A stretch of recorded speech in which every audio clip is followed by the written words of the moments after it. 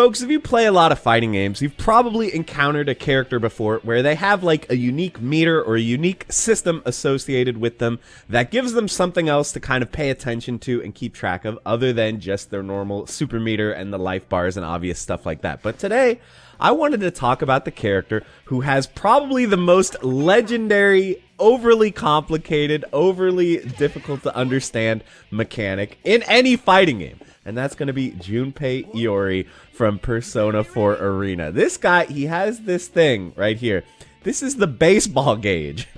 And I apologize to my viewers who are not from America or not from another country that enjoys baseball as a pastime, because you essentially have to understand the rules of baseball to know how this gauge works. It's bizarre. So today we're going to be going through what this does, how to understand it, why it's actually a pretty neat mechanic that I enjoy quite a bit, and then we're going to be taking Junpei online and seeing how can we do trying to land these home runs. But guys, if you enjoy the Persona 4 Arena content, I'd really appreciate it if you could hit the like button on the video. It helps me out quite a bit. And if you're not already subbed, go ahead and sub. That way you won't miss an upload. You'll always see everything I'm putting out right as soon as it goes up. But right now, let's talk about the baseball gauge, okay? So there's a lot going on here.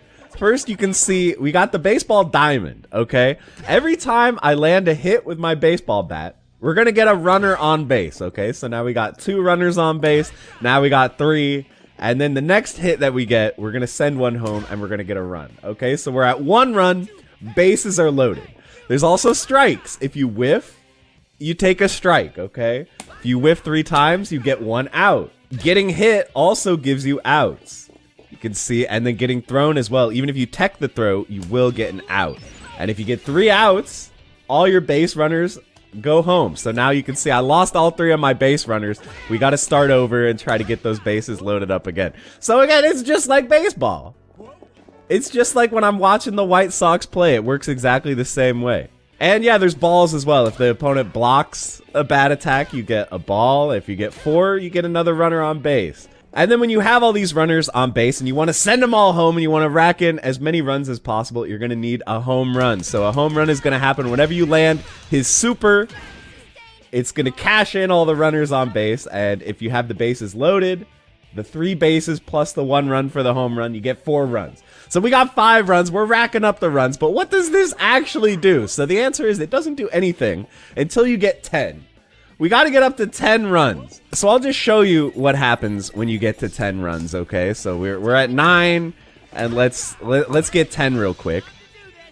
We are going to go into our special power-up mode here. This is called Victory Cry. And Victory Cry, the nice thing about it is it's going to last forever. So it lasts even between rounds until one player wins the game.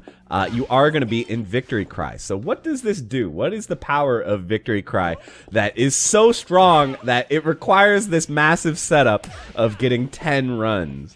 So for one thing, it's going to slowly give you meter and HP just by existing. You don't even have to do anything. If you're in Victory Cry, you're going to gradually gain some HP recovery and some meter recovery. So that's pretty nice. It's also going to increase your damage. So all your combos are going to do slightly more damage. So that's nice too. But the really big thing, it all comes down to this beautiful sound effect. Listen to this. Oh, you hear that? That ping! Oh, you hear those pings, guys? And you can see there's a thing on the side of the screen that is going to say clean hit. So that's called the clean hit system. You can only get clean hits when you're in the power-up mode, when you have 10 runs. And clean hits have a lot of very interesting properties. So for one thing, a lot of clean hit moves can be canceled into other special moves. So all of a sudden you get new combo possibilities because you can do special into special if it's a clean hit. They're also going to do way more hit stuns. So now you can do combos that weren't possible before. Ooh, it's just so satisfying to land, man, all those pings. So your combo possibilities are greatly increased and all your combos are going to do more damage while you're in Victory Cry. So really your goal as Junpei, you know, at the start of every round is you got to think to yourself, how can I get as many runs as possible very quickly? How can I rack them up and get myself to 10 in as few interactions as possible? And there's a few ways you can do this. Obviously, you want to prioritize landing bat attacks during your combos. That obviously helps a lot. And if you have a lot of runners on base, you want to prioritize ending with super so you can get a home run. There's also the matter of Shadow Junpei. So in Persona 4 Ultimax, a lot of characters have the Shadow version. So these Shadow characters can go into Shadow Frenzy, which gives you some bonuses, like being able to cancel special moves into special moves, which is going to let you rack up way more runs. So let's see what we can do with Shadow Frenzy. Okay, you can see we have 0 super meter. We do have our Burst. Burst is what gets spent to go into Shadow Frenzy mode. So let's see how crazy we can go with this here. Guys, are you seeing this? 10 runs off 1 combo. 0 meter. Pretty incredible. So a lot of people do consider Shadow Junpei to be better than regular Junpei because he has this ability to go into Victory Cry mode with just 1 combo or maybe just 2 combos depending on how optimal it is.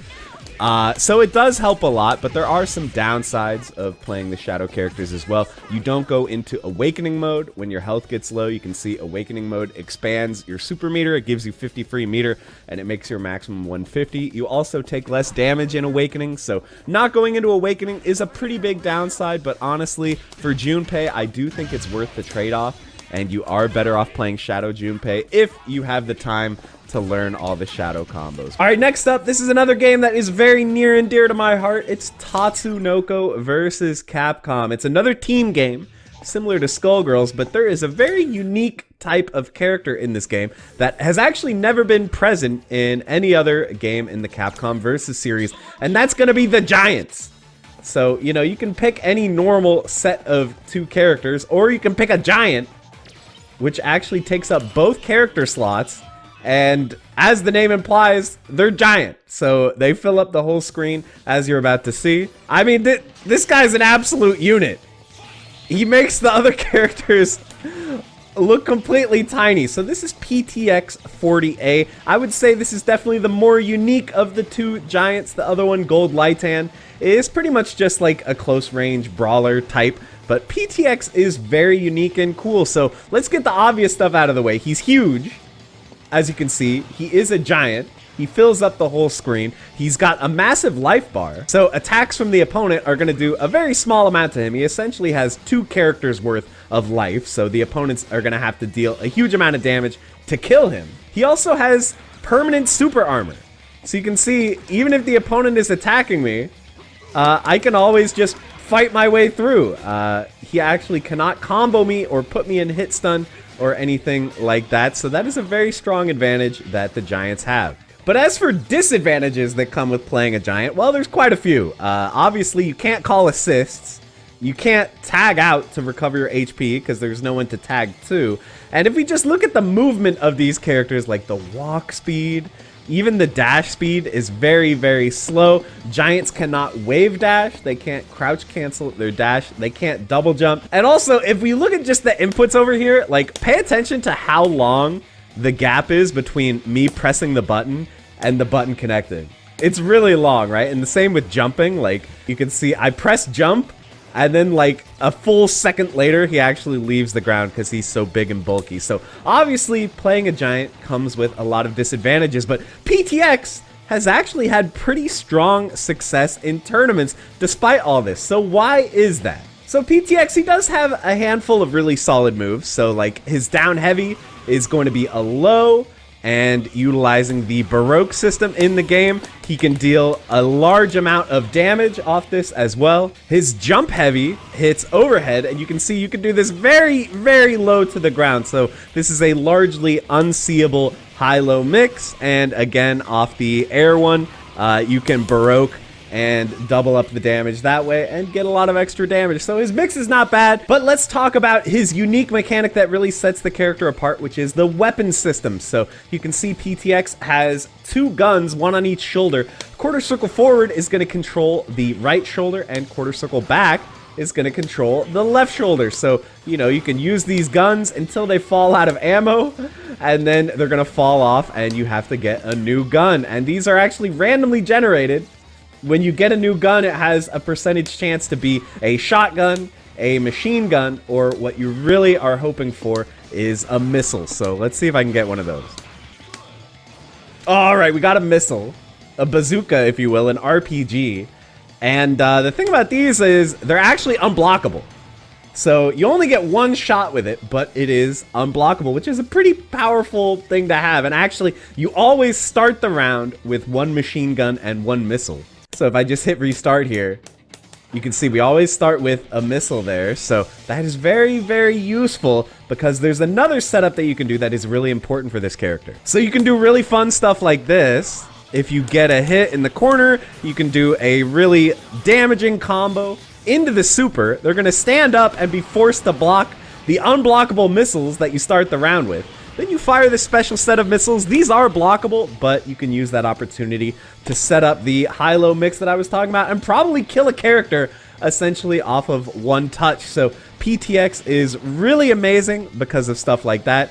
You know, after you do this big setup, you are going to be forced to reload with some weapons. But look, we just got lucky again and got another missile launcher. So if we wanted to, we could do this setup one more time with the unblockable missile. So very, very cool stuff. And again, like I said, even though PTX on paper is not that great of a character, he is so slow.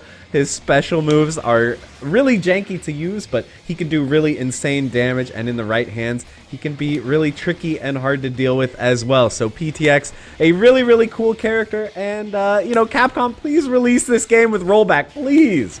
Wouldn't it be so amazing to get a chance to try some of these wacky characters that never came back in another game? PTX is so cool, man! Alright, I'll stop complaining about this game not ever getting re-released, but it would be nice, right? Let me know in the comments. Do you want this game to come back? Okay, let's go to the third character. Folks, the Darkstalkers franchise is responsible for so many iconic fighting game characters like Morgan, Felicia, Jeddah, BB Hood, but today I want to show you guys a secret character here in Vampire Savior. What we're going to do is we highlight random, we press start 5 times, 1, 2, 3, 4, 5, and then we press any button. And we get a random character, except we have this weird thing floating behind them. So what we've just done is we've just picked Shadow. Shadow is a secret random character in the Darkstalkers franchise. You can see it just gives me a random character. We're playing as John Talbane. But it has one other effect, in addition to just being essentially random select with an interesting little animation that plays. There's one other thing. Alright, so check out what happens here when I kill Felicia. You can see the shadow's going to come out, and it is going to possess Felicia. So now we're no longer our randomly selected John Talbane. Now we're going to be Felicia, and Felicia has the shadow behind her. And this continues on as you play through arcade mode. You'll steal whatever character it is you just beat. So you can kind of think of Shadow as like Mokujin or something from Tekken, where it's going to give you a random character, but it also has that additional effect where you can steal the opponent's character, at least in arcade mode. But today we're going to be doing something a little more stupid. We're going to be going online in ranked mode, playing as Shadow, getting random characters every time, because in online, it's going to basically start a new match every time. It's not going to remember what is the character that I just beat. So we're going to be playing essentially random select with this very menacing Shadow lurking behind us every round. And I figured this would be a good way to learn some different characters, to try out some stuff I've never tried before, and see if we can get some lucky rolls and get some wins and actually rank up playing all Shadow, which is basically all random. So should be a good time. Guys, I just wanted to thank you because I've been getting a very positive response to all of the Darkstalkers and Vampire Savior videos that I've put up. So I really appreciate you guys watching these and hitting the like button on these and leaving the kind comments that you've been leaving. And continue to do so if you want to see more Darkstalkers and Vampire Savior content. It really, really helps me out if you guys can hit that like button and subscribe if you're not already, and let me know which characters that I end up playing today do you want to see me actually pick up and add to my repertoire of characters that I have kind of mained in this game. So let me know who you want to see more of. But with that, let's go online, let's see how it goes, and hopefully I don't lose every single match. Wish me luck. Alright, give me a good character, please. Talbane. Talbane's good. I do not know how to play him, but, you know, I know he's good.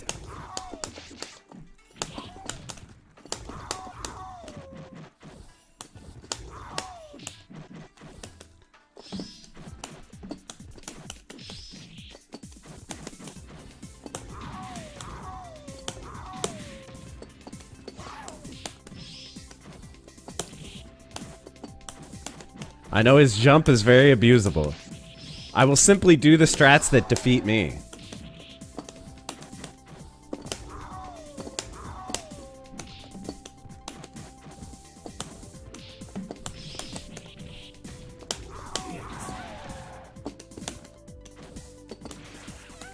Nice, we even got the throw. Let's go, Talbot!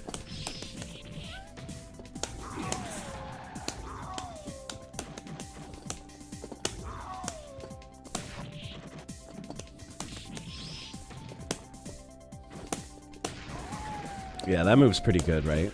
Oh my gosh.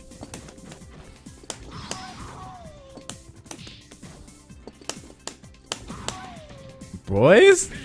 Boys, was I a born Talbane main this whole time? Spooky ghost.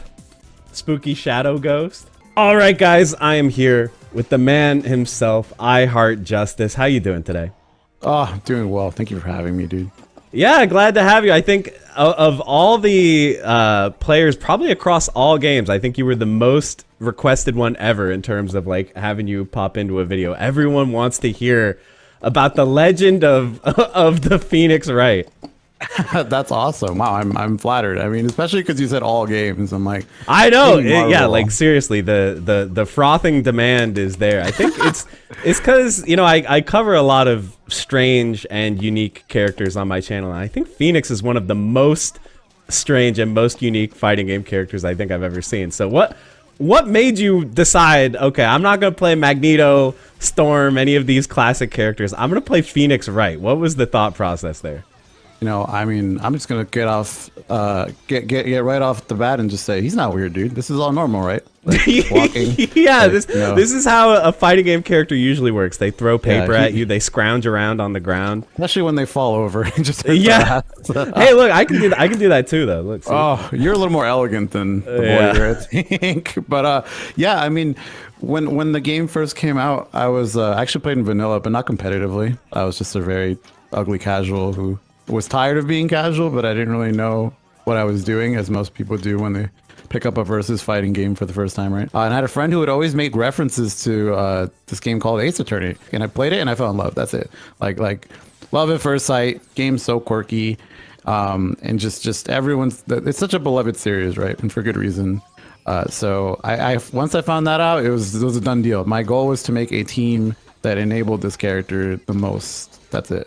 That's really crazy. I had no clue that you started with the adventure game or the lawyer game, and then that was what drove you to him in this game.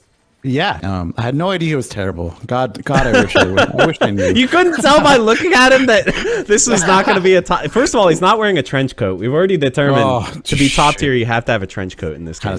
Kind of spitting. But Phoenix Wright, you know, not good in a vacuum. We've seen some of the things that he can do already. You know, the giant finger, the invincible super, that kind of thing. But for people who are unfamiliar with the character, can you just kind of explain like what this character's game plan is and like what makes him sort of a unique character? If people haven't noticed already, there's a secret gauge here right next to my head that no other character has with the magnifying glass on it. So can you explain that for the people?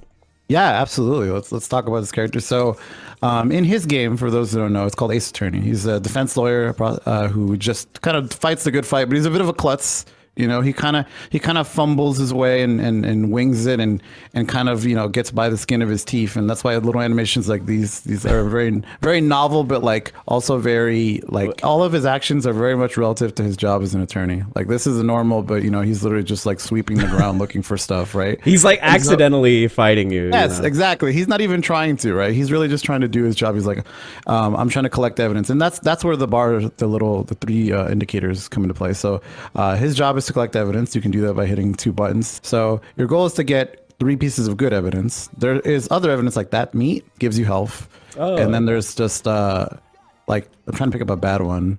There's a bad one will be it'll be like grayed out still like this. So if I try to turn into this and I try to object, I don't actually get the big one with the big letters that get me powered up. I need 3. You have to throw it away. Yeah, you have to throw it away or you don't get the big objection. So and your goal is he has the 3 stances. So like this is considered investigation mode. That's why a lot of his normals are like him looking. He's like, oh, I gotta find the stuff, find the good stuff. Right. And then he's like, I find the good stuff. He goes into trial where he's like, all right, he's a bit more, you can see he's like a bit more postured, right? He's like more confident, like in the game. He's like, all right, I'm on to you. You're the criminal. I don't think I ever noticed his idle stance is different in the different stances. It actually that is. never occurred to me. Yeah, so right, he's thinking. He's like thinking there, and there he's just like standing boldly. Yep, he's in trial. He's like, I'm here to work. I'm here to make it work. He actually gets different normals too. So like it opens up different combo routes and things he can do in general. And he's got a lot of like really weird and quirky things. Anyway, without tangenting too much more. So I want my 3 pieces, and then I eventually can I have to hit you with this like 58 billion frame startup normal. But like if I can get you with it, then I'm powered up, and then I have access to like a whole bunch of different buttons that are just obscene. He's basically in turnabout mode, which turnabout is just in the game itself. It's like that's where the case kicks in. That's like where you come alive and you get the criminal, you put him in jail, you do everything you can and stuff like that. But it's on a limited amount of time, because right, the timer's ticking down, and then you lose all the evidence, right? Oh, and then you gotta find 3 more. Dude, it's rough. That's and then so hard. Not only that, so a big part of what makes him really good is he gets, not only does he do stupid damage, but he's got access to the best level 3 in the game, which is I think it's just Ace Attorney if I recall. I forgot the exact name. It's been a minute. But anyway, this does 600k unskilled, which is only rivaled by Virgil's super in double trigger. And it gets you out of double trigger. Well, this gets me out of my mode. So if you notice, like my time automatically ends it. Yeah, exactly. So like it's a combination of like using all your resources as wisely as possible, because you can't have it forever. So if I level 3 and I kill you, well, I'm also normal now. So right. So I'm constantly making choices about like resource management, like, and do I keep the mode or do I tag him out and kind of use them to set up like little unblockables or something, stuff like that. So there's the way it forces me to play the game is really fun, and the way it forces other people to play against me is really fun. It's not always easy, but I think that's one of the parts that I really like about it. It kind of reminds me of Hakan in Street Fighter 4, where people say like, oh, Hakan, he's one of the worst characters most of the time, but then when he oils up, he becomes one of the best characters. And Phoenix Wright is kind of like that, but it's so much harder for Phoenix Wright to power up. Like, you have to meet all these conditions. Dude, tell me about it. Would you say that your team is pretty oriented around like giving him opportunities to get evidence, or did you just pick like generally good assists? Absolutely, it's absolutely the former, because in general, when I was there was team composition in mind, and it first started, like there was a bunch of different shells that I went through, right? But first of all, I wanted to play I wanted an assist that was like something that lingered and something that kind of gave me some space, and this was like the most obvious one. MODOK Shield was another contender. But there was just decent synergy between these two characters, and MODOK is just really hard to play. Strange isn't easy either, but MODOK is like a whole nother world. Mm-hmm. So I was like, all right, well, let's stick with this. And then I really wanted like some sort of justice theme, because I'm just cheesy and into themes like that if I can have them. Right, so like Cap was like a natural progression when I was just like, which is funny because I'd look at the screen and I'm like, I don't know who could possibly stand toe to toe and appreciate justice like Phoenix Wright. I don't know, man. And Cap's just like behind me, like Chris Evans is just like, dude, and like I didn't notice him for a long time, and then I'm like, oh, I'm an idiot. He's right here. It kind of stuck after that. Like I didn't want to change my brand at all, because I was just like, well, it's not like I hate justice now. I didn't grow up and hate it now, so it's like, I might as well keep it. Folks, you guys know I like to do these videos where I talk about kind of older, forgotten fighting game characters or underappreciated fighting game characters that don't see a lot of love. And today I wanted to do one for you for a Street Fighter 3 Third Strike character. We're talking about Necro, okay? Why does Necro get no love from Capcom? Bring back Necro, okay? For your consideration to be added to Street Fighter 6, let's talk about Necro, okay? So we're going to be running through what this character does, why I think he is such a cool and unique character, and then at the end, I'm going to be running some sets against the best Necro player I know, Mothman, and it's going to be pretty sick, so make sure you guys stick around. And if you enjoy these types of deep dives into fighting games of the past, it would really help me out if you could hit the like button, hit the subscribe button if you haven't already, and let me know down in the comments if there's a character that you think I should cover in a future video. But for now, let's talk about this odd, stretchy, pale boy, Necro. So a lot of people, if you ask, okay, what does Necro do? What's Necro's playstyle? I think a lot of people will say, well, he's Dhalsim mixed with Blanca. And it kind of makes sense why they say this, okay? He's got stretchy limbs. Okay, so he's like Dawson. He's also got this drill like Dawson. And he's got electricity. So he's Dawson meets Blanca. It checks out, but he doesn't actually really play like either of those two characters. You know, Dawson is a very defensive character. He wants to keep you away with projectiles and long range, but Necro is actually a really aggressive character. He wants to get in your face and mix you up repeatedly. And you know, Blanca is this weird charge character troll. Blanca also has to mash to make electricity come out. Necro just has to do a dragon punch, so he doesn't play like Blanca at all. But who does he play like? He's actually, in my opinion, he plays a little closer to something like Makoto or Dudley, where really you're kind of playing around mixing the opponent up and trying to rack up the stun bar. Oddly enough, Necro is one of the highest stunning characters in the game. You can see even like a basic combo into super does massive amounts of stun. So you can very quickly rack it up and deal tons of damage to the opponent. And like I said, Necro is a very mix-up oriented character. So he's got a low hit grab throw that will swap places with the opponent, so he can do double lows, or he can do double overheads with a couple moves he has that hit overhead. Obviously, you've got access to universal overhead as well in Third Strike, like every character, so that's 3 overheads that he easily has access to, and with just the right timing and spacing, you can combo off his universal overhead, so that is a threat as well. He can also combo off his throw. I mean, what a rare property in Street Fighter. How many characters can ever combo off throw? It's kind of rare, but you're going to have to know some character-specific stuff. Depending on the opponent's character, you might be able to get more or less damage. Another very interesting source of mix-up is his drill. So a lot of situations when he gets a knockdown, he's going to be able to cross the opponent up with drill. And sometimes the drill can hit like really funky. Like you can hit first hit on the front, second hit on the back, or like vice versa, back then front. It's really, really confusing, and he can do stuff like combo into super, which is going to be an untechable knockdown, and then he can mix up with his drill, so you don't know what side it's going to hit on, and you're going to get pressured. He can create a lot of plus frames with the drill that he can then use to, you know, set up his high-low mix-up and stuff like that. So one other kind of cool thing that Necro has is actually his taunt. He does have one of the stronger taunts in Third Strike. If you guys don't know, taunts do offer a gameplay benefit in this game. And what Necro's taunt does is it will boost the damage on his next combo by like 30%.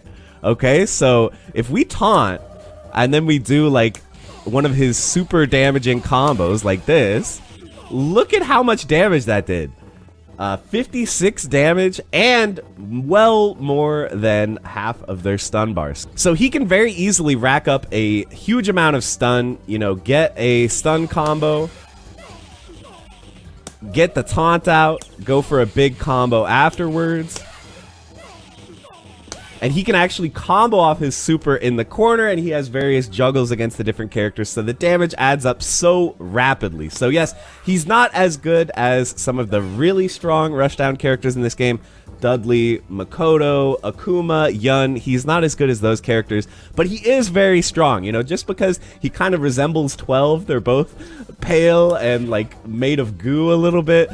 He does not fit with 12 on the tier list. He is much, much stronger, and he is actually a major threat in the right hands. Guys, let's talk about BB Hood, okay? I feel like BB Hood is one of the more slept-on characters in Marvel vs. Capcom 2. When translating her over from Darkstalkers, I feel like she ended up being a little bit awkward. She's very slow in a fast-paced game like this. Her normals have like no reach, which makes her pretty awkward to play. Her missiles are very strong. This is a very strong tool, but they're charged moves, so you have to charge back for a couple seconds before you're allowed to throw the missile, which can be awkward in a game that is this fast and aggressive. It can be hard to get charged when you need it for missiles. But she does have one major thing going for her, which is her super. You can see the damage on her super is a little bit nuts, and there's a little bit of a combination that you can do.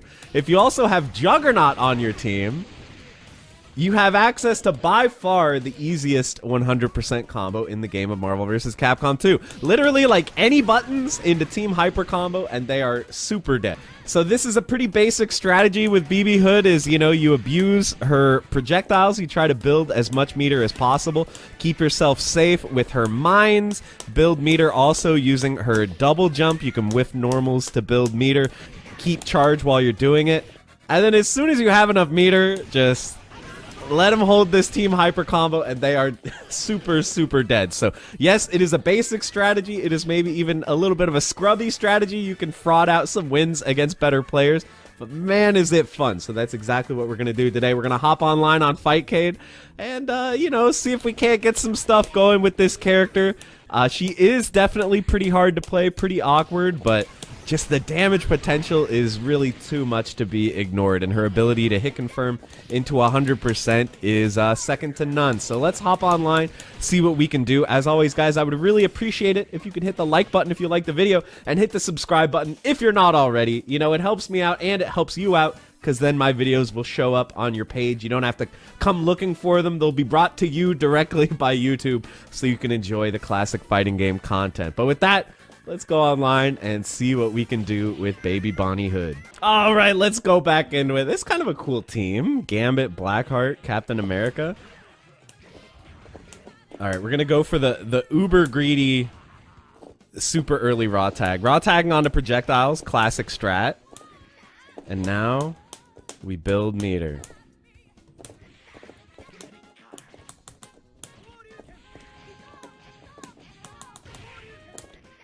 Ryu's holding me down with the anti-air. Oh, we totally missed the punish. That's fine. Alright, now we got the meter. Just look for our opportunity. No, not like this. Okay, like this. Okay, there's Blackheart down. Cheap. Cheap. Should I feel guilty about what I've unleashed? I apologize in advance to everyone on Fightcade Lobby who's going to be fighting this team. If there's any copycats out there.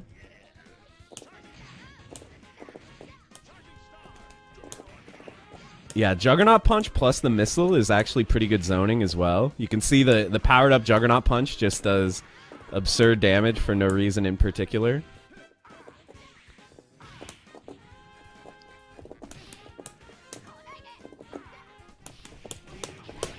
Alright, there we go.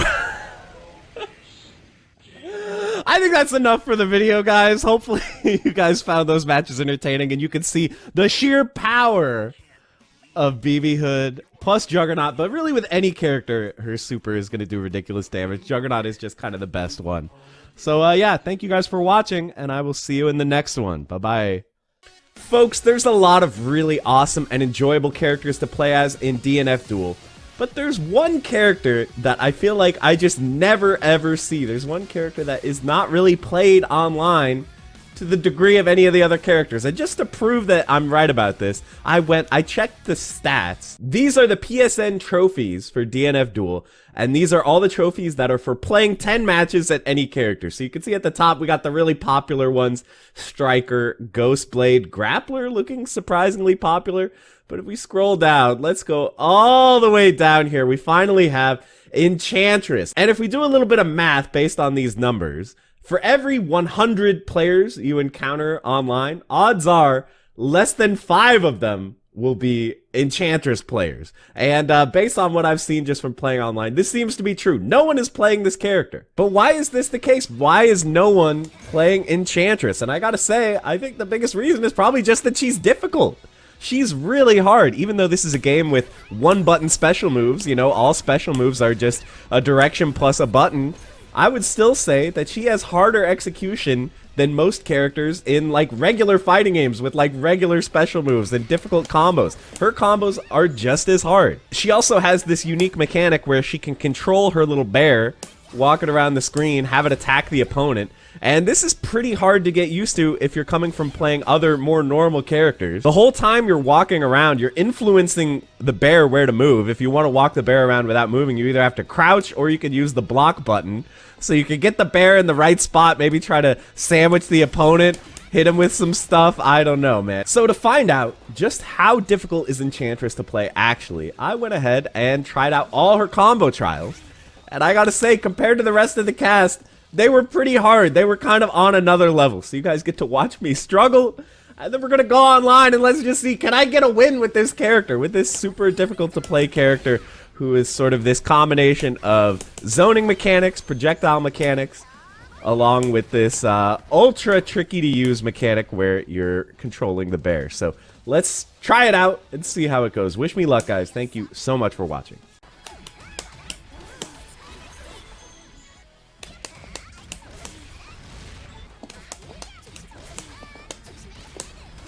There we go. Yeah, so we had to scoot him forward a little bit. This is already getting complex on combo 3.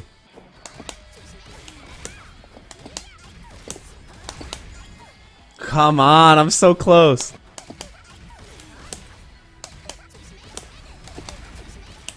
There we go. I would say, though, that this combo 4 is definitely harder than every combo I've done with every other character. There. Nice.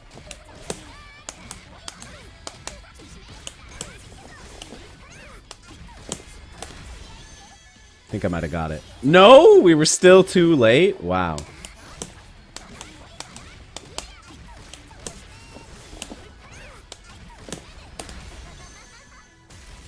There we go.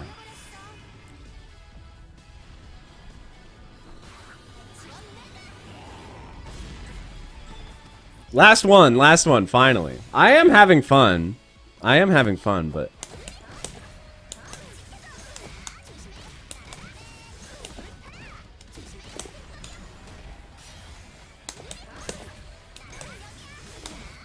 I am getting so worn out here, man.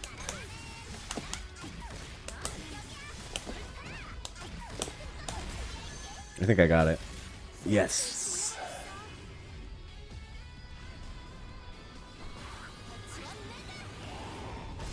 What's up, guys? I'm here and I'm playing some Tatsunoko versus Capcom, okay? I did a video about Marvel versus Capcom 2 and how Roll is most likely the worst character in that game, but a lot of you asked me about Tatsunoko versus Capcom. Roll is in this game, and she's actually kind of godlike. And I brought the resident expert on the game here. Dr. Science is here. How's it going? Hey, how's it going, man? So Dr. Science he's a real pillar of keeping this game's community alive. The Dolphin net play community for this game is thriving, and a lot of that is thanks to Dr. Science. He runs tournaments and stuff. I'll be sure to link the TVC Discord down in the description if you want to find people to play with that way. But we're going to talk about the character, and Dr. Science here is really good with Roll, so I was hoping that you could maybe take us through some of the stuff that makes her good. But first of all, would you say that this is the best incarnation of Roll that we've ever seen? Oh, the best one that I've ever seen, for sure. And she also, I mean, you can tell just by looking at her, but she's like pretty different from how you usually see her in fighting games. Yeah, she's not really that like robotic in this. She doesn't have like a buster. She doesn't have like a transformation. She's just like a little girl with a broom. She's like old school cleaning robot, and her appearance here is based on apparently Mega Man Powered Up, which came out a couple years before TVC. Oh. Where you could unlock Roll as a playable character, but all she had was a broom, so she would run around Mega Man stages and swing her broom at things, and they brought that feel into Tatsunoko versus Capcom. So that she's got a broom and a bucket, basically. That's the list of her powers. Yeah.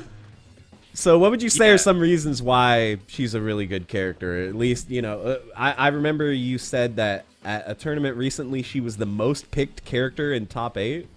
Yeah, at Vortex Gallery she was the most picked character in top 8. And there's a few reasons for it. She's a little bit of an oddball character, but one of the big reasons that she's got really, especially in the air, she's got a good suite of disjointed normals that she can kind of use to play neutral. It's really hard to contest her in the air and sometimes on the ground.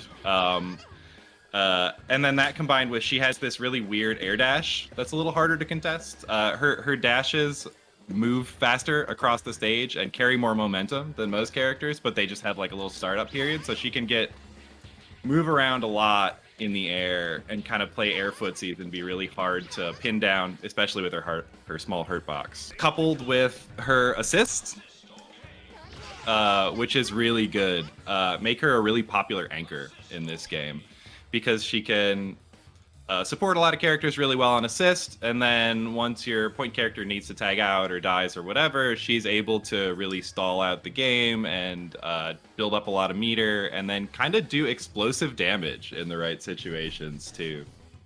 So should we show them like what her assist does if it just sits there on the screen? Yeah, so there's a few things about roll assist that we should note, I guess. One is that it has this really nice angle where it kind of goes up right in front of your character. It has pretty good block stun and everything, so you can use it for extending pressure. But also, yeah, as you might have seen, it staggers on hit. So if you get hit by it, it makes it really easy to confirm. Like you have a million years to jump up, to run up and confirm off of that. And then also, if it whiffs, it leaves a puddle on the ground. And not only do you now have extra things, which if you slip on that, if I'm actually good at this game, I can confirm off of it. So yeah, you can kind of pick up off the puddle if it looks like they're going to get onto it. It's not a great confirm, but even if you don't confirm off of it, you just get a knockdown. And also, this is the only assist in the game that hits low. Would you also say that her supers are a good reason she's an anchor? She's like good at using meter when she's solo. She is. She actually has a couple of supers. Yeah.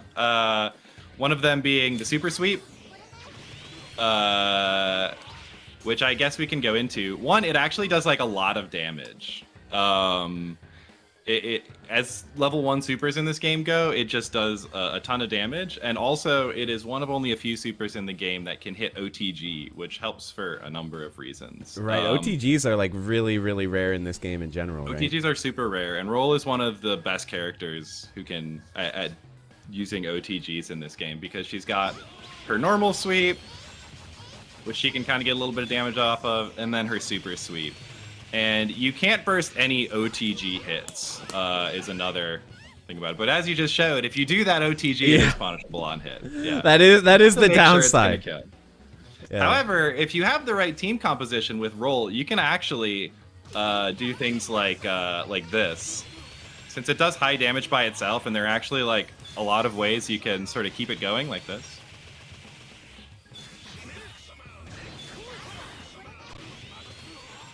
Yo! And another one!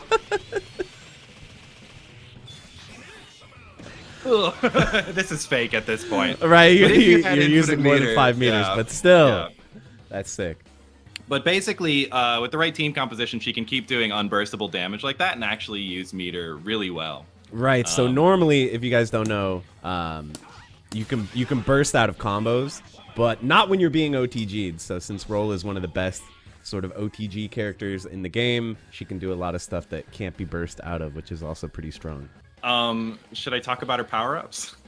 Yeah, because, you know, in Marvel 2, obviously, she can, like, get weapon power-ups, but in this game, it's a little different. It's a little bit different. So Roll's basically got two power-up systems, one like a normal one and one a secret one, I guess. The normal one is you can do quarter circle back, and it gives her her broom little sparkle. She does a little bit of extra damage with it, but it also changes how all of her specials work. So, like, for example, this swing, which normally if I use it, it just gives a knockdown. Instead... Woo! And then you can OTG too, right? You can OTG there. I missed the combo at the end, but you can OTG there too. Yeah. So if you're mid screen, even you can get something like.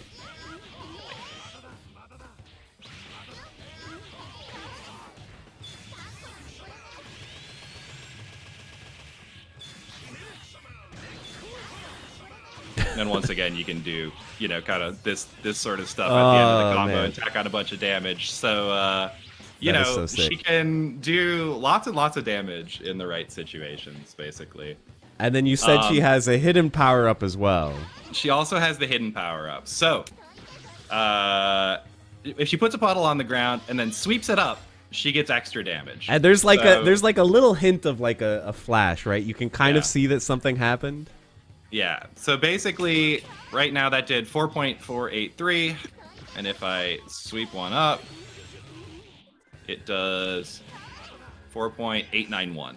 Every single time you sweep up a puddle, up to 5 puddles, it gives her a 5% damage bonus, which means a maximum of a total 25% additional damage bonus, which is a lot. So you're telling me that Roll is basically Juggernaut in this game. This is what I'm hearing. And if you start a super sweep right on top of a puddle like that and you get the big flash, she gets the entire damage bonus all at once. So that's 25% damage. Which means that with some characters, like Zero, who have like safe ways for her to get out of it.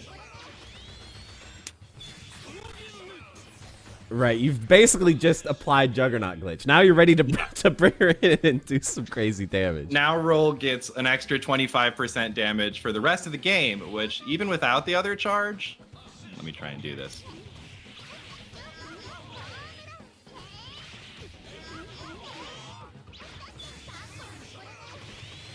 So that was solo. Solo, she did like over 75%. And now with the DHC, that's easily going to kill. Yeah.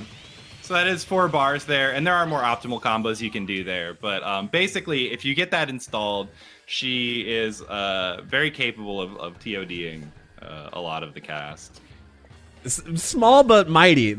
Why did they make this little girl so damaging, bro? Yeah. So yeah, the power up gives the wall bounce on her sweep and then also some extra damage on the sweep. That is doing so much. And again, like I can't burst that too while I'm on the ground, so Yeah. man, roll is a problem in this game. I didn't know like half this stuff. That's really cool. All right, so this was kind of hard because I think it depends on people's definitions a bit. Like some people say that like Pet Shop is a joke character. And some people say that, like, I don't know, Sean in Third Strike is a joke character, but Sean was top tier in Second Impact, so it's like, was he really a joke character? So I don't know, but we're playing Project Justice, and I'm pretty certain that we can characterize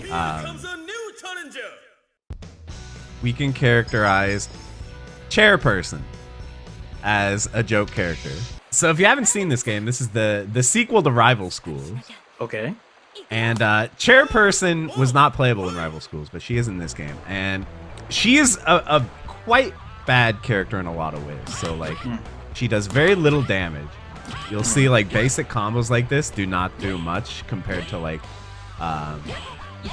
what my opponents can do. They just tend to do more. And also, like, she doesn't have a real launcher. So, like, her launcher is short, so she can't do, like, air combos like everyone. Like, that's, like, one of the main mechanics of the game is, like, you launch and then you do, like, Marvel kind of. You do, like, air combos. And she just can't do that because she doesn't have a launcher. So that's kind of a bummer. Also, her special moves are really bad, so this is her DP. So you can charge it. So that's kind of funny. You can just let it rock. No invincibility on the DP. Okay. And also, here's the kicker. The kicker is it's unsafe on hit.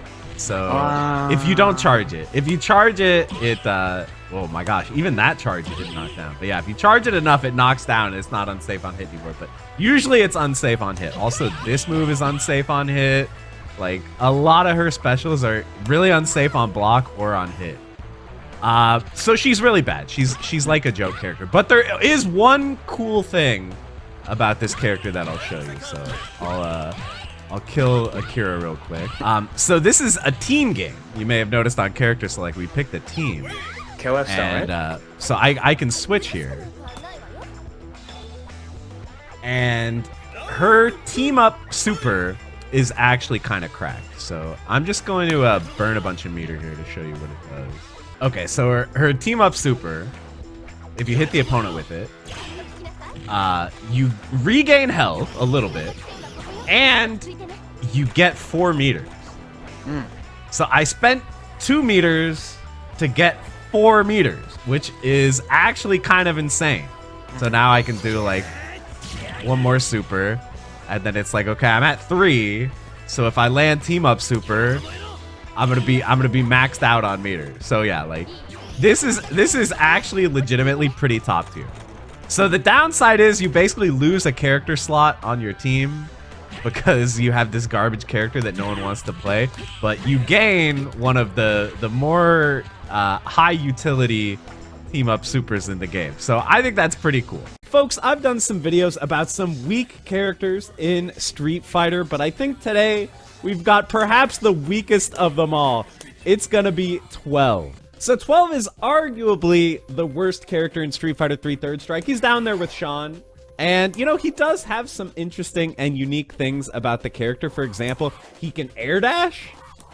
In Street Fighter, a character with an air dash? I mean, that's pretty rare. He's also got some pretty crazy pokes. So, like, his stand roundhouse, look at the range on this. That is ridiculous. Stand strong, very good poke as well. His stand fierce can act as a very effective anti-air to stop people from jumping at you. I would say his general game plan of, like, poking you with these flying normals versus whiffing and going low or going for throw, it's a decent little game plan, and that's kind of how the character is played. He's sort of a hit and run poking type character. But why is he bottom 1 or 2 in the game? Well, I would say there are a few reasons, but probably the biggest one is going to be his damage. This character does absolutely no damage off of anything. Like, you know, most characters, if they guess right on like a parry or they block and punish something, they're going to get like a decent 2-in-1 combo, get some good damage that way. Or if they have target combos, they might be able to get really big damage. But 12, if he gets a punish, he pretty much gets this.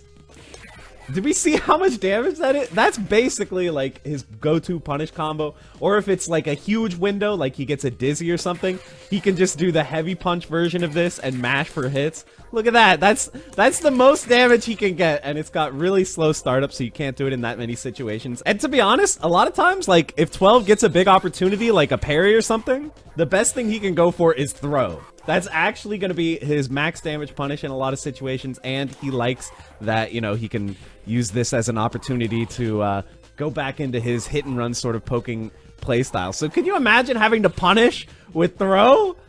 It's so tragic. Or maybe he can get like a single stand roundhouse if they're spaced out, or like I said, you know, he can go for this. So that's pretty much it when it comes to his punishes. Yes, he can go into super. It does decent damage, but his super bar is relatively long for how sort of not impressive it is. So yeah, overall 12 is just not doing any damage whatsoever. He has to hit you like 500 times to kill you. Meanwhile, Chun-Li just does one crouching medium kick into super and deletes like half your life bar. So yeah, it's a little bit rough out there for 12. But you know, he has all these issues. I would say with 12, the problem is you're gonna have to make like 5 correct decisions for every 1 correct decision your opponent makes, because they're literally gonna be doing like 5 times as much damage as you. But if you are on that level, if you are so much better than your opponent that you do make all the right choices, the character can actually do pretty well. Folks, there are a lot of characters in Marvel vs. Capcom 3 that get a lot of hype for being really broken and really top tier. Guys like Virgil, Morrigan, of course, with her Soul Fist ability. But there's one character that I think flies under the radar a lot who has quite a bit of top tier potential, and that's MODOK. This weird looking guy is like secretly one of the best characters in Ultimate Marvel vs. Capcom 3. So to show you guys the potential of the character, I wanted to get one of the best MODOK players out there, Mothman, to come on and do a video with me. So we're going to be running through what the character is capable of, and then playing some matches where I am almost certainly going to be completely embarrassed and destroyed, because I'm not that good at Marvel 3, and he's like an Evo top 8 finisher. So yeah, hope you guys enjoy. I really love doing videos like this where I get to talk to character specialists. So if you guys have another player out there who plays an interesting character who you think I should do a video with, let me know down in the comments. And hit the like button on the video if you like it. I know I say this a lot, but it really, really helps quite a bit, and makes a huge difference for me if you could do that. So with that, let's go ahead and jump to the discussion with Mothman. All right, guys, I am here with Mothman, and I wanted to talk a little bit about MODOK with probably the best MODOK player I know. One of maybe the best MODOK players. Period. I don't know. I don't want to put that amount of pressure on you. I'll take it. So, one of the things that made me want to make a video about MODOK is there was this tweet that was like, hey, MODOK, I think most people kind of respect the fact that MODOK is a good character in Marvel 3, but very, very few people play him. So the first thing I wanted to talk about with you is, why do you think that is? Do you think that's true? And why do you think people don't play MODOK? And what drew you to the character and made you want to main him? Yeah, so I think he's definitely a really strong character. I think everyone agrees at this point. I personally think he's like top 7 in the game, but that's probably a little higher than everyone else would say. But most people agree that he's like top 10. I think there was an impression earlier in the game's life that he was bad, but that's just because he was like kind of underexplored and no one had really like put in the work to see what he could do. And honestly, the number one reason why I think no one plays him is because he's ugly. Yeah, that's true. That's something that I've seen in other games too. Like people, they don't want to play like, I don't know, Blanca or whatever. Like weird look. Everyone wants to play like the uber badass like Dante or something like that. No one wants to play the weird giant head. Yeah, he's a giant head and he's not wearing a trench coat. So why would you pick him? Sure, no trench coats. You can't be top tier without a trench coat in this game. So exactly. What made you want to play MODOK? Did you have like a desire to prove people wrong if like people were thinking the character wasn't that good and wasn't explored? Was that something that you wanted to do, or did you have other motivations? Yeah, I had a really short character crisis at the beginning of Ultimate, like from the transition from vanilla to Ultimate. Eventually I just got the idea like, hey, no one's playing this character, like maybe I can like explore that and like make a solid team. You know, he seems to have good synergy with Doom. Everyone's playing Doom missiles. You know, he's a zoner. And in general, I just like characters in fighting games that are like wacky or oddballs. They have like lanky normals with like long range and zoning and stuff like that. It's just kind of the archetype that appeals to me. So it was just like a perfect fit. So you mentioned like he's got some longer range normals, he's got zoning capabilities, but what else do you think? Like if we're saying MODOK is top 7, that's high praise. What all does he have that makes him a potential top tier character in this game? Yeah, that's a good question. So I mean, he kind of has most things that you would want in a high tier character with like a few weaknesses. So yeah, his zoning, he's got this barrier, he can put stuff all over the screen. The fact that all of his zoning moves kind of have like fast startup and like cover different angles and stuff means that he can just zone out all the lower tier characters. I feel like he beats like the bottom 2/3 of the cast just from keeping them out. And then that, of course, paired with like a good assist, it's really hard for them to get in on him. So he can fulfill like multiple roles on a team. Like he's good on point, and at the beginning of the round, you can float up to the top of the screen and you can just avoid that interaction altogether. And even second, like he has 3 good assists. He's the only character in the game besides Doom that has all three good assists. Oh wow! And he can like be a damage engine if you use his supers in the middle of combos. He has like extensions that work really late with like ground bounce and wall bounce and stuff like that. So yeah, overall, he just kind of has like the whole package, like damage, zoning, rush down. He's kind of like a jack of all trades. And then he just has a few weaknesses on like defense and like his big body and stuff like that. Yeah, like what you were talking about, being able to kind of control the crazy offensive top tiers in the game. Yeah, I play Arthur, and like Arthur I think is pretty good in some matchups, and his zoning is pretty good, but he definitely struggles against those characters that are just like, you know, I'm just gonna instantly get in on you, like Magneto, Virgil, that kind of thing. Like it can be really hard. So you think like the shield and other stuff like MODOK can kind of handle that? Yeah, I think so. And like this is actually a good example because like this barrier move, for example, it absorbs all physical and projectile attacks, and it actually blocks physical movement too, so you can't walk through it. It gets instantly destroyed by supers, but even piercing moves can't pierce it because it has no upper limit on durability. So like if you power up with Arthur and you throw like a lance or something, that's crazy. So yeah, because this beats everything else. This beats like every other projectile. Exactly. Yeah, Arthur has some of the highest durability. Like even if you do like the triple daggers, just eats that right up. The only thing that beats it is super, or you can throw him through it, but that's it. Okay. I think my favorite thing, I've never really played MODOK, but watching him be played, I think my favorite thing that he has is the jamming bomb. Do you want to talk about how the jamming bomb can affect the opponent? Yeah, so first of all, he has this unique mechanic where you see that gem on his forehead. It's just a gem right now. Right. But every time you land a cube, it starts glowing. And the more cubes you land, the bigger that flame's going to get. So you can store up to 9 of them. It's called levels of understanding. And then you can spend these levels in different ways. So the first way is he has like a special move, like the laser. Yeah. If you do the same motion but with S, it's like a powered up version. So like that laser staggers on hit. And he can also do a big barrier that can't be normal jumped over. You have to double jump big or Dorito. air jump or air dash or something. Yeah, the big Dorito. And the last one is normally he has these balloon bombs that go in different areas on the screen. But jamming bomb, it has a bit more startup, but it homes in really well. And now you can see they have this like staticky effect around them. So I wish you guys at home can't see like how different that makes it, but it's like nothing works. Why? Everything feels wrong when you have this on. Yeah. So for anyone who doesn't know, it literally flips your controls upside down. So up is down, left is right. All the diagonals are switched, and it lasts a good amount of time. It lasts like 5 seconds or so. God. I forget. So I'm holding back right now. I'm holding down back, and it's making me jump forward. Oh my God. Yeah, and the really cheap thing about it is if you land jamming bomb, and then you snap them out. Oops, sorry. I was holding forward because I was trying to. Okay. Yeah, so the timer actually pauses for the entire time that they're out. So Hagar, he still got it, huh? And eventually, when they come back in, first of all, they have to remember that they're jammed, right? Or else they're going to be holding back, which is really holding forward, and just eat whatever mix-up or meaty you're doing on incoming. So that's a really unique strength. No one else in the game has a move like that messes with your controls.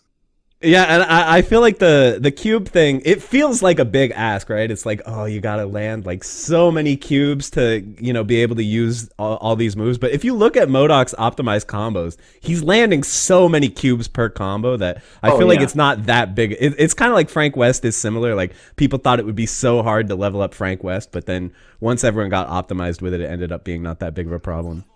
Yeah, absolutely. And there's even combos that are like specialized just to gain cubes. You can get like 5 or so, I think. 1, 2,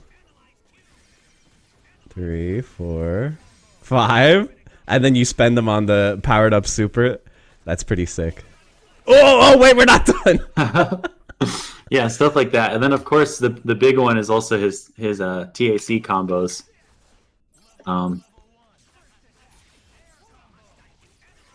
Right, because there's no scaling till you touch the ground. No hit stun scaling.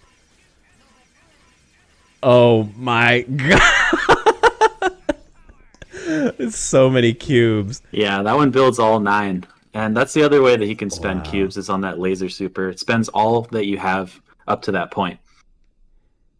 That's sick. So yeah, he's got the keep away. He's got the shenanigans. He's got the ability to fly and hide at the top of the screen. Just another couple things. Another big thing about him is that he only has one true low, which is this crouch H, but he has this move Slime Puddle that is a mid. Like if you hit them with the projectile, it's just a mid, but if it touches the ground, then it's a low. And that's important because if you land, like, you can go for resets and stuff in the corner where they kind of land into a puddle.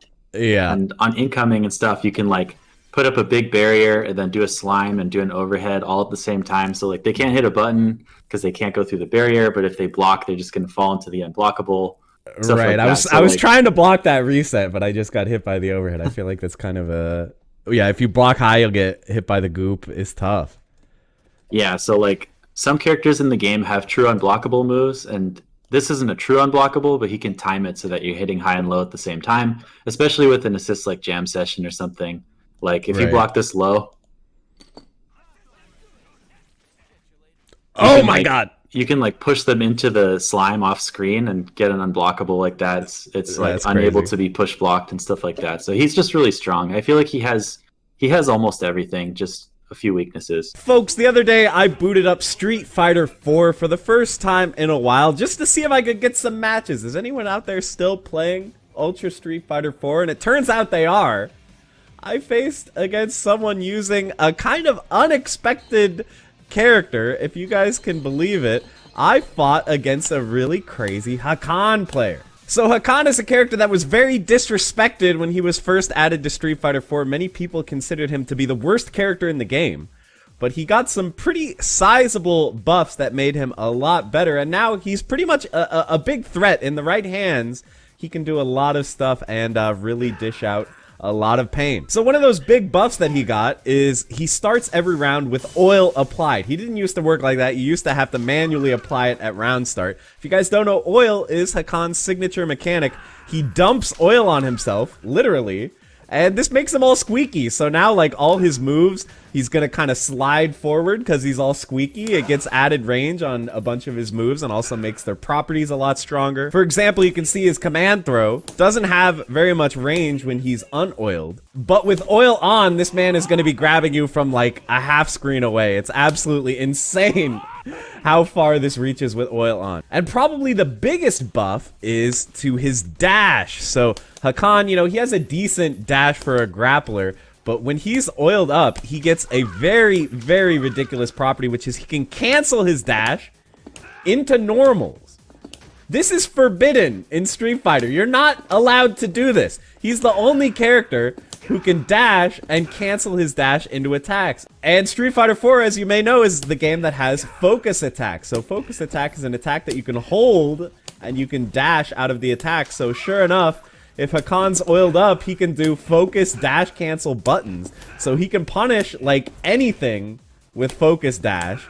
He's actually an insanely strong character when he has oil. So Hakan is the kind of character where, you know, if you can really control neutral and just not give him the opportunities to oil up, then, you know, he's not that good. He's pretty bad without oil. He's pretty trash, but it's easier said than done because really, like, anytime he lands like a knockdown, most Hakans are probably going to be using that opportunity to reapply oil. And the other thing is you can't really like zone him out. You can't really like run away and just chill full screen and wait for him to come to you because he's going to just oil up if you do that. And he can build a lot of meter as well by like whiffing moves and applying oil. So yeah, he really can change the pace of the game with this oil. He has one more trick that I want to talk about. His kick command throw is a very interesting move. I think a lot of people thought that this move was not that good because it has one major downside. This move can be ducked, and then if they duck it, they can just hit you with a full punish, whereas like his normal punch command grab, you know, obviously can't be ducked. It's like Zangief or something. So everyone was like, well, the punch one is just stronger. Why would I use this when most people are ducking most of the time in Street Fighter anyway, and I'll just get punished for going for it? But there are a few tricks to this move. One is that you can essentially do a fuzzy command throw. So if you guys know the idea of a fuzzy, you force the opponent to stand by hitting them high, and then the opponent actually doesn't have time to duck. They will get hit by this throw, even though they're holding down. And because this throw also can catch them out of jump, this feels like a really inescapable situation because if you stand, if you crouch, if you jump, you get thrown. So you can do a dragon punch or something if you have access to that, an invincible move, or the only other way to get out of this that I know of is to do a crouching move. If you do a crouching move with perfect timing, your character will instantly duck instead of having to, you know, transition from standing to crouching if you're just holding down. So there are tricks to get out of that. This also applies on wake up, by the way. When you wake up, there's like one frame where your character is forced to stand even if you're holding down. So he can knock you down and then go for the command throw, and you're not going to be able to duck it. So again, you need to use the Dragon Punch or an Ultra or instantly, you know, do a crouching normal to force your character to duck. So this move is actually really insane if you're playing against a Hakan who knows all the setups. And it turns out we ran into one online, like I mentioned. So yeah, we were running just a lobby. We had the lobby full up with people, and this Hakan was running the train and just destroying every single one of us in a row. So I'm going to show you guys some of the cool things that this character can do in the right hands, and I hope you guys enjoy. I know Street Fighter 4 is a game that's nostalgic for a lot of us, including myself. So in the run-up to Street Fighter 6, if you'd like to see more of this game, let me know in the comments and hit the like button so that I know that you guys are into the content and I'll make more of it for you. So with that, let's jump to the matches. Hope you guys enjoy. I'm Fuerte. Let's go. Bro, they don't know about my Fuerte. They don't know about my Fuerte, bro. Oh, with the chicken?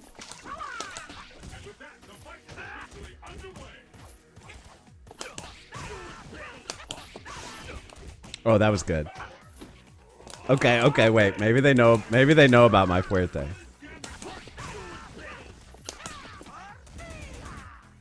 It's possible they know about my Fuerte. Oh!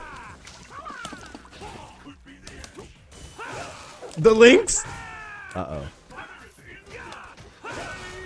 I got chipped. I actually got chipped. Guys, he picked his character, okay? How am I supposed to compete against someone who uses character select?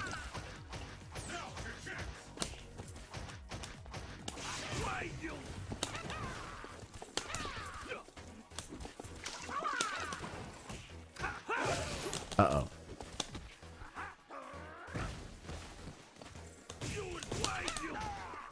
You guys know I was going for RSF there.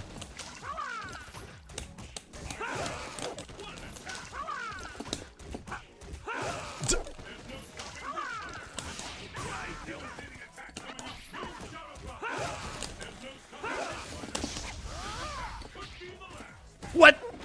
What? Okay, that didn't go so good. That didn't go so good. Folks, I had such a good time in the video the other day telling you about the BB Hood plus Juggernaut easy 100% touch of death combo. It seems like you guys really liked the video as well. In case you haven't seen it yet, I'll link it up there in the info card. You can check that out. But now, today, I want to show you guys another easy 100% combo in Marvel vs. Capcom 2. And this one I have quite a bit of an affinity for. So here's the idea. We're going to do a pretty basic bread and butter combo into Super with Storm. Then we're going to do what's called a delayed hyper combo. And since Sentinel has the ability to combo off his Super, you can pretty easily rack up the damage and get to 100%. There's actually a pretty interesting mechanic at play here. You can see if I do a long combo into this Super, it's very highly damage scaled, right? We're doing like no damage with each of these hits because of damage scaling. The longer a combo goes, the less damage each individual hit does. But for some reason in this game, when you do a DHC, a delayed hyper combo, you switch from one super into the other, it actually resets the damage scaling, and that is how you get such massive damage off of, you know, a relatively simple follow-up combo here. You can see the individual hits are just doing massive damage because that damage scaling is mostly reset when you do the DHC. So Storm Sentinel, that's called America's favorite DHC. It is an extremely popular top-tier combination. You'll see this all over the place because these are two amazing characters with easy touch of death potential. But I wanted to see, is there another character that's a little bit less played out that can do this same thing with Sentinel? And it turns out that M. Bison. Did you guys even remember that M. Bison is in Marvel vs. Capcom 2? I feel like he's kind of a forgotten character, but he's got some interesting stuff going for him, including the ability to combo into this DHC. So let's see what we'll be able to do with Sentinel here. Oh yeah, easy 100%. Well over 100% off of one touch with Bison. So yeah, it's pretty cool. And Bison, you know, he has some good synergy with the Sentinel assist as well. You can set up cross-ups using teleport. You can use it to make your scissor kick safe or set up cross-ups that way. You can also use the drones to set up block strings with his projectiles, which can be pretty effective. So, you know, altogether, I think this is a pretty fun combo. This even works in the current Marvel vs. Capcom 2 ratio format. If you play with the tier list that Justin Wong made, we can go with M. Bison for 2 points. We can go with Sentinel for 5 points. And then let's go Chun-Li Anti-Air for 0 points. That's what she is on the new list. And we just squeak in at 7 points. So I'm going to try this out. I'm going to take it online on Fightcade. And let's see if I can hit some people with this combo. Because let me tell you, it is really, really satisfying to deal 100% off of one touch with M. Bison of all characters. All right, next up, we're going to talk about bruisers. So this is kind of a hard category to put some characters in. There's some overlap with Rushdown. There's some overlap with grapplers as well. But in my opinion, a bruiser is generally like a big body type character. Usually they're going to have armor to go through the opponent's attacks, but they're not going to be primarily a command throw character like a grappler. So some examples of bruisers might be E Honda from Street Fighter. It might be the Incredible Hulk from Marvel vs. Capcom. These are characters who want to, apply relentless pressure using their massive hitboxes and their armor to get in on the opponent and deal big damage. But the character that I wanted to talk to you about as one of the greatest bruisers of all time is going to be Aganos from Killer Instinct. So this is a very interesting character. He has a mechanic where he can place rocks inside his body to give himself armor. So he can use huge armored attacks that are really hard to deal with, but he can also spend the rocks to create walls. So he's one of the only fighting game characters I've ever seen who he can kind of generate his own corner. Usually these big body characters have a hard time getting the opponent to the corner because they're on the slower side, but he just makes his own corner. And then all of a sudden, the corner's behind you, your back's in the wall, and you're going to be taking huge damage. Plus, of course, you have to be really scared to press any buttons because of the threat of armor. So Aganos is a very, very strong character in Killer Instinct, very hard to deal with. Even though having a really large hitbox is a downside, he is still a super powerful character and a really good representative in my mind of the bruiser category. Folks, the Street Fighter 6 hype train is in full effect, and that has had me a little nostalgic to go back and revisit the game that got me into competitive fighting games, Street Fighter 4, of course. So today, I wanted to talk about a very unique character, and that is Gen. Gen is one of the most complicated and interesting characters in Street Fighter 4, if you ask my opinion. So today, we're going to be running through what makes this character so unique. And then at the end, make sure you stick around because I'm playing some matches against Jibbo, aka Automatic, one of the classic old school top tournament Gens from back in the day. So should be a lot of fun. And if you like this type of character breakdown, hit the like button. It really helps me out. And that way I'll know to make more stuff like this. And let me know down in the comments which character you'd like to see next. But with that, let's talk about Gen just a little bit here. So the thing that makes Gen truly so interesting is that he essentially has two entire movesets, okay? So right now, he is in Mantis stance. So he has the Mantis moveset. He has stuff like a kick, uppercut.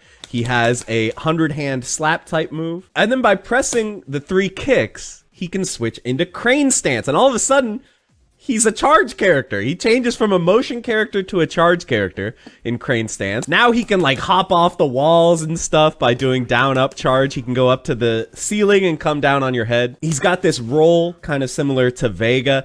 And this also changes all his normal attacks as well, so not just his specials. So there's some major differences. Like in Mantis stance, he's got a pretty standard sweep, very similar to Chun-Li's sweep. These two are kind of thematically linked because Gen was Chun-Li's sort of mentor or trainer in some of the lore. But then if we switch to Crane stance, all of a sudden his crouching heavy kick is totally different. It's an anti-air normal. God forbid you're trying to anti-air the opponent with crouching heavy kick, but you forgot you're actually in Mantis stance, then you get jumped in on and you die. So keeping track of stuff like that can be very difficult. Crane stance also has this insane jumping medium kick cross-up normal that hits way in the back like Iori in King of Fighters. Whereas Mantis stance just has, a pretty normal jumping medium kick, similar to like Ryu or something. You can use it in a pretty standard way. So all his jumping normals are different. Even his jump arc is different.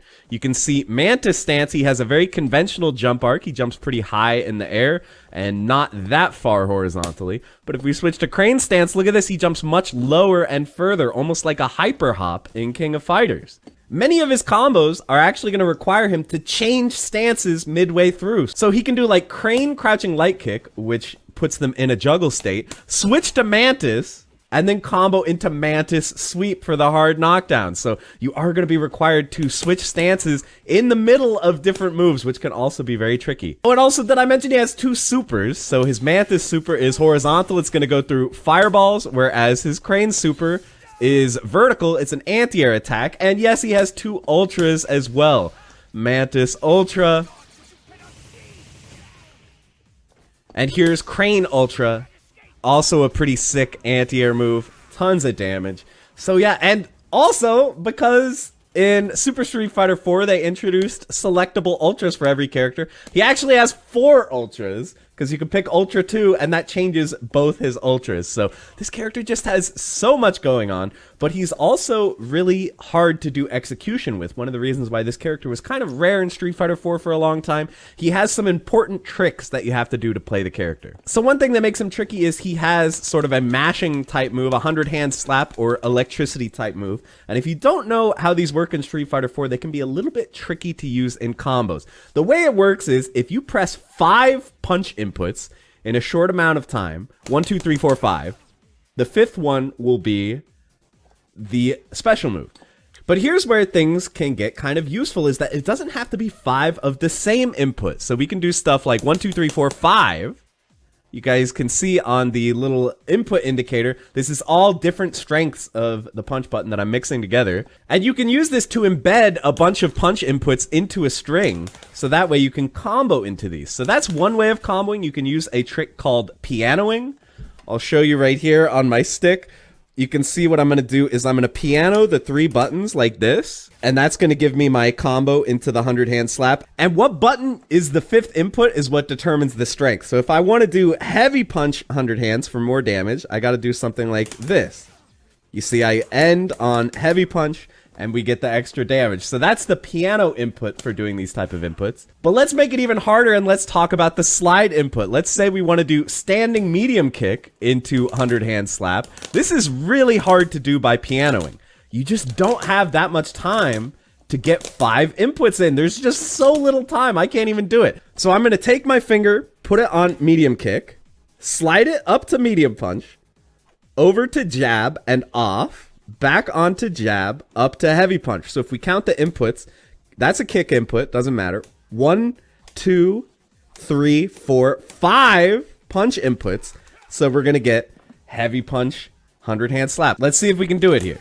Look, see, it's not so bad, except it really hurts the tip of my finger to do this too much. So, you know, maybe I would have to get some kind of bowling glove or something to be a full-time Gen player. But that's one trick that you could use to get these type of hands combos. And people figured all this out way back in the day. Even in 2009, people had this kind of execution for the character. And one of the people who was consistently pulling off these tricky combos and techniques in tournaments was Jibbo. So I was a huge fan of Jibbo back in the day, just as like a stream monster watching tournaments. I was like, holy crap, this guy is completely blowing up tournaments with Gen, a character you really didn't see that much when the game was first out. Obviously, there were players like Cian, later on in the life cycle of Street Fighter 4 who were really doing amazing things with the character. But early on, there weren't that many. So Jibbo really blew me away. And then, you know, now, like 12, 13 years later, I sort of became introduced to this other fighting game content creator named Automatic. And I was like, oh yeah, Automatic, he's a cool guy. We've like talked in each other's stream chat. We've rated each other. And it didn't occur to me until very recently that Automatic is Jibbo. That was his old sort of name that he entered tournaments under. So as soon as I found that out, I was like, okay, I have to have Automatic come on a video and throw down in Street Fighter 4. So it took us a while to get warmed up. You know, both of us were definitely rusty in this game. It's been a long time. But once we got going, I think we had some really insanely hype matches. So I'm going to show those to you guys right now. Make sure you guys stick around and watch, and we'll do all the plugs at the end, but make sure that you guys follow Automatic on all his channels as well, because he really is a really strong player and puts out some great content. But with that, let's get into the matches, guys. Hope you enjoy. Wish me luck. I'm going to need it. Ooh. That it's so depressing when you get hit out of focus startup.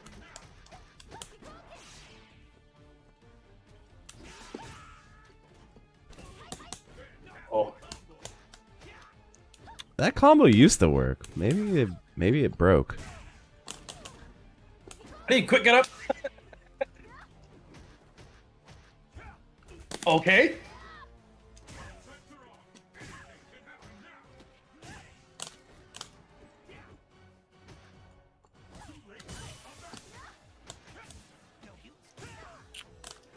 All right, the FADC pressure. Ooh, just exchanging sides. I like it.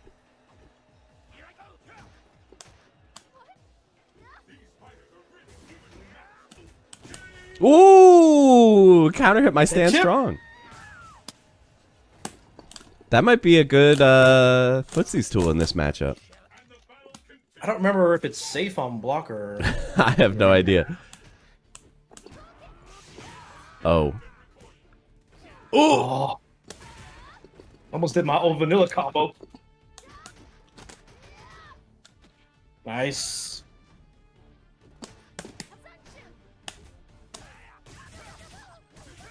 Oh, nice. Double hands is back. Oh, the overhead? Wait. Hold up.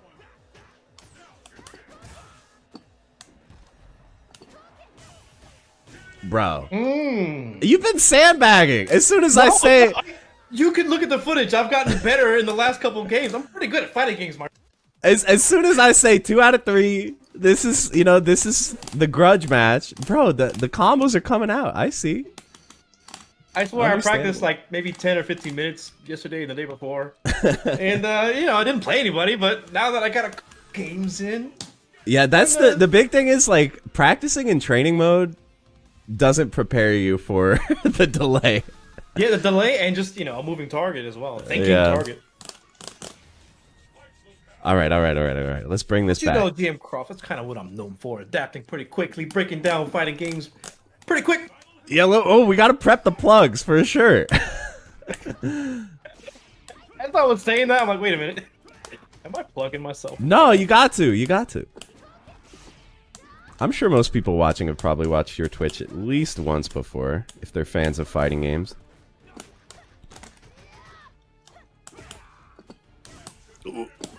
Oh! I almost got majorly punished, but I couldn't backdash in time. Bruh. Okay. Okay, what? Wait a minute. I got crossed up! Guys. This is cursed. Sorry, I wasn't sandbagging, I promise you. Uh-huh, A million times. A likely story. All right. Pinky swear. I gotta switch up the strats. Oh my god, and I immediately get hard jumped on. Good tech, good tech. Nice.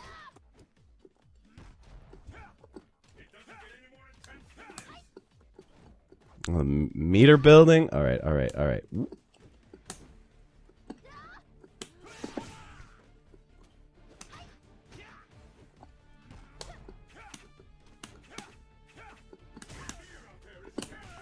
Nice.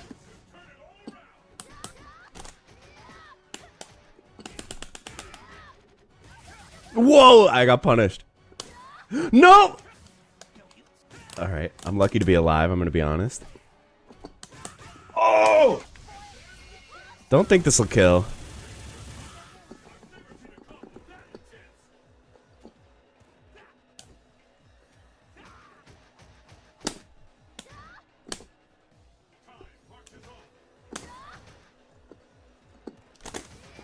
Oh god, Chip! I know, I'm looking for it. Oh my god, what a bad fireball! No! Well, that seems like a pretty fitting end. I think by the end, you really figured out my fireball timings. I think that's what got me killed. Folks, we all know that one of the true joys of fighting games comes from the different types of characters that you have access to.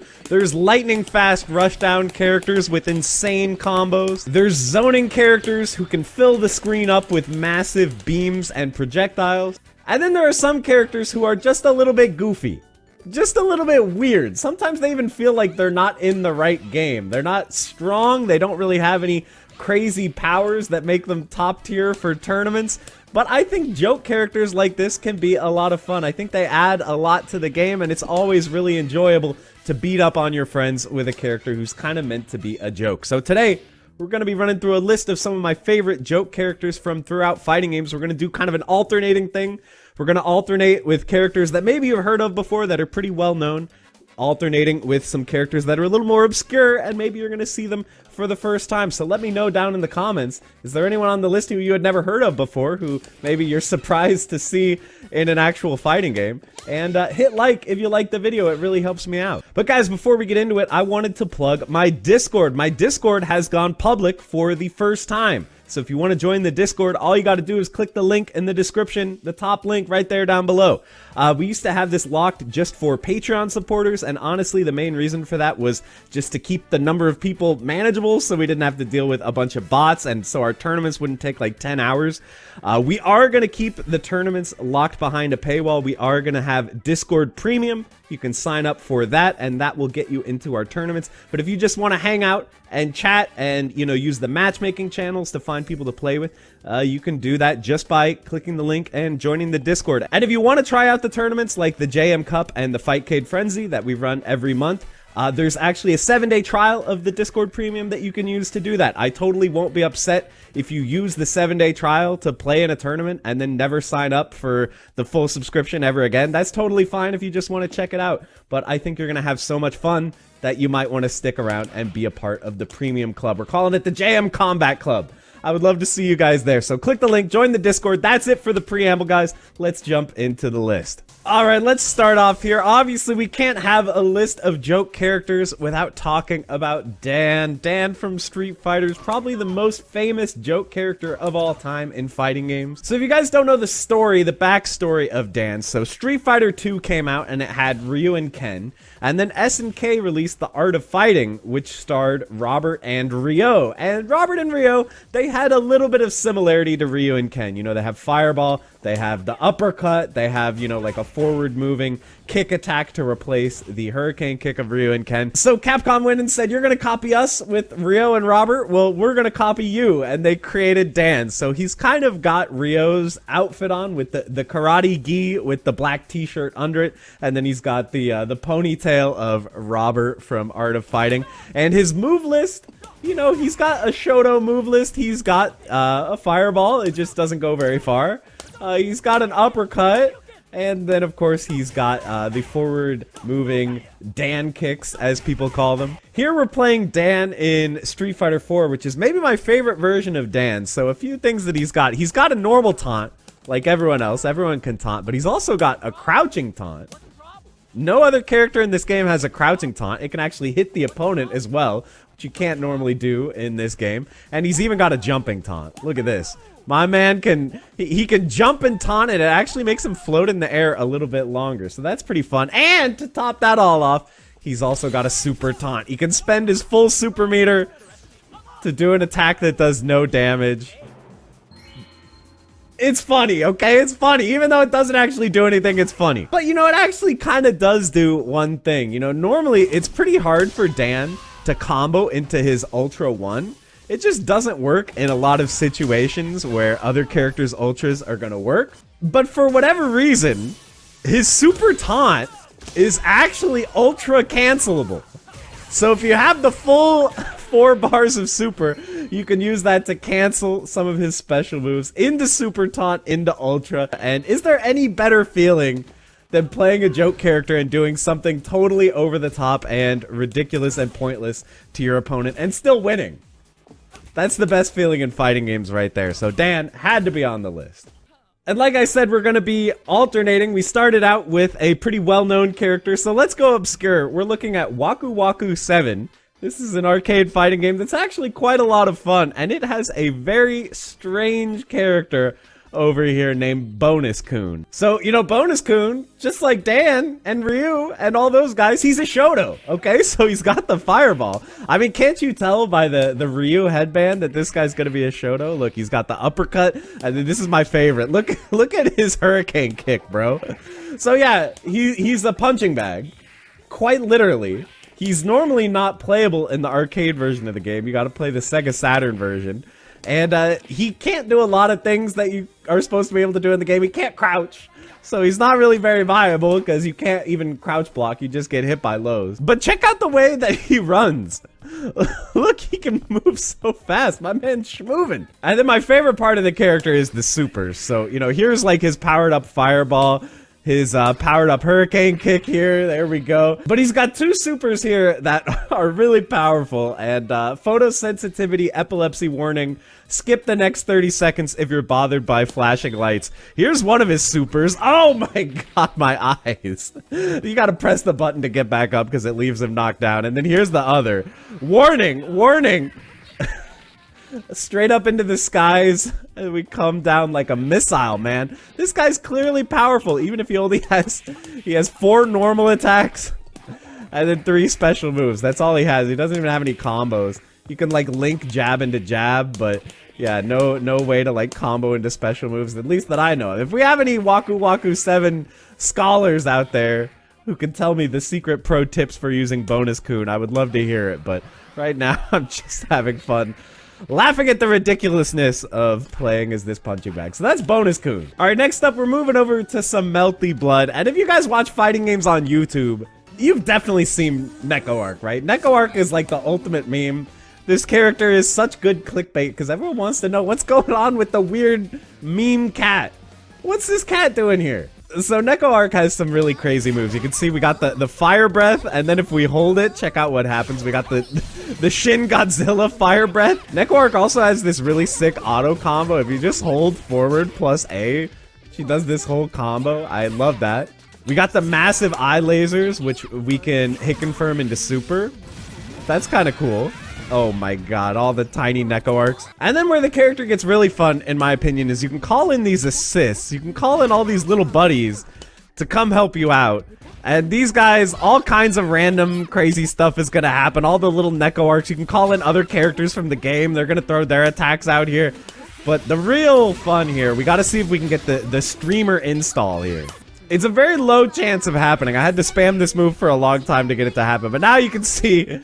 Oh, I'm blocking it. I'm sorry. My own streamer face is blocking the streamer face. You get this streamer overlay, and the chat up there at the top, they can interact with the game. Those random people are going to like throw power-ups in and affect the outcome of the match. So the streamer install is definitely Neco Arc's most formidable tool if you're actually lucky enough to land it. But yeah, the character is hilarious, a lot of fun to play, definitely not that strong, but if you are able to actually get some wins with Neco Arc, it's endlessly satisfying and hilarious, and it might get you a lot of views on YouTube if you're a content farmer like me. So that's Neco Arc, Melty Blood, type Lumina is the game. Alright, let's go back to something a little obscure once again. We're playing Marvel Superheroes versus Street Fighter, and it's got this character, Norimaru. I don't quite know what to think about this guy. So it's my understanding Norimaru is based on a real Japanese comedian named Noritake Kinashi. And this is very much like the type of character who should not be fighting. He's just like this normal nerdy guy. He doesn't even seem like he knows any good moves. He just kind of shoves the opponent, headbutts them. He can throw stuff out of his satchel. Look, we've got this DP, but it's not... exactly like a super quality anti-air here. Okay, we've got, this is like Luigi like running A from Smash Melee. I don't know. And here we can slip on a banana peel. We can throw out the banana peel and just hope that the enemies are gonna slip on it. In a game that has like literal like Marvel heroes and villains, I don't really think Norimaru's cutting it, but if we get desperate, you know, we can throw all kinds of objects from our satchel. We can power up, go for like his raging demon type attack. He's gonna transform into all kinds of nonsense. I don't know, maybe this guy's kind of cool. Maybe I'm coming around on Norimaru. And I'm pretty sure that he was never playable again. I'm pretty sure this guy never returned in another game. I think it's just Marvel Superheroes versus Street Fighter, and only in the Japanese version. Not in any other versions. So yeah, if you want to play as like one of the weirdest, dorkiest looking characters. I mean, can you believe that they put in all these animations for this character? That's the part that is so unbelievable to me. Like, actual love and care and attention went into drawing all these sprites for this guy, which is really crazy for something that is really just like an elaborate joke. I feel like you don't see that much in games these days, where they'll put this much work into a character that is just like a meme. He's just a meme. I don't know. So I can't help but love Norimaru for just how ridiculous it is that he exists at all. And, you know, maybe we should have this guy come back. Maybe bring him back in Street Fighter 6, right, guys? Norimaru for Street Fighter 6? Anybody? Anybody want to see it? Just me? You know, while we're on the subject of Capcom versus games, we already showed Roll. Roll is basically a joke character, I would say, but there's one other big one in this game, which is Servbot. Let's talk a little bit about Servbot. So Servbot is the smallest character in Marvel vs. Capcom, and it really is jarring. Seeing him next to a normal-sized character, he is actually shockingly small, so he is really hard to hit.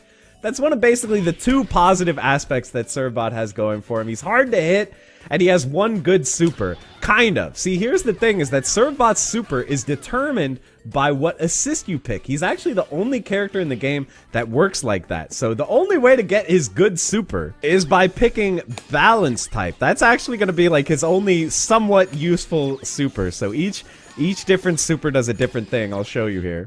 So balance type is going to do this sort of screen filling, you know, helicopter Servbot super, and this one's pretty good. You might be able to see it actually does more damage on block than it does on hit. So even when blocked, this super is going to do pretty good damage. So it's somewhat useful for that reason.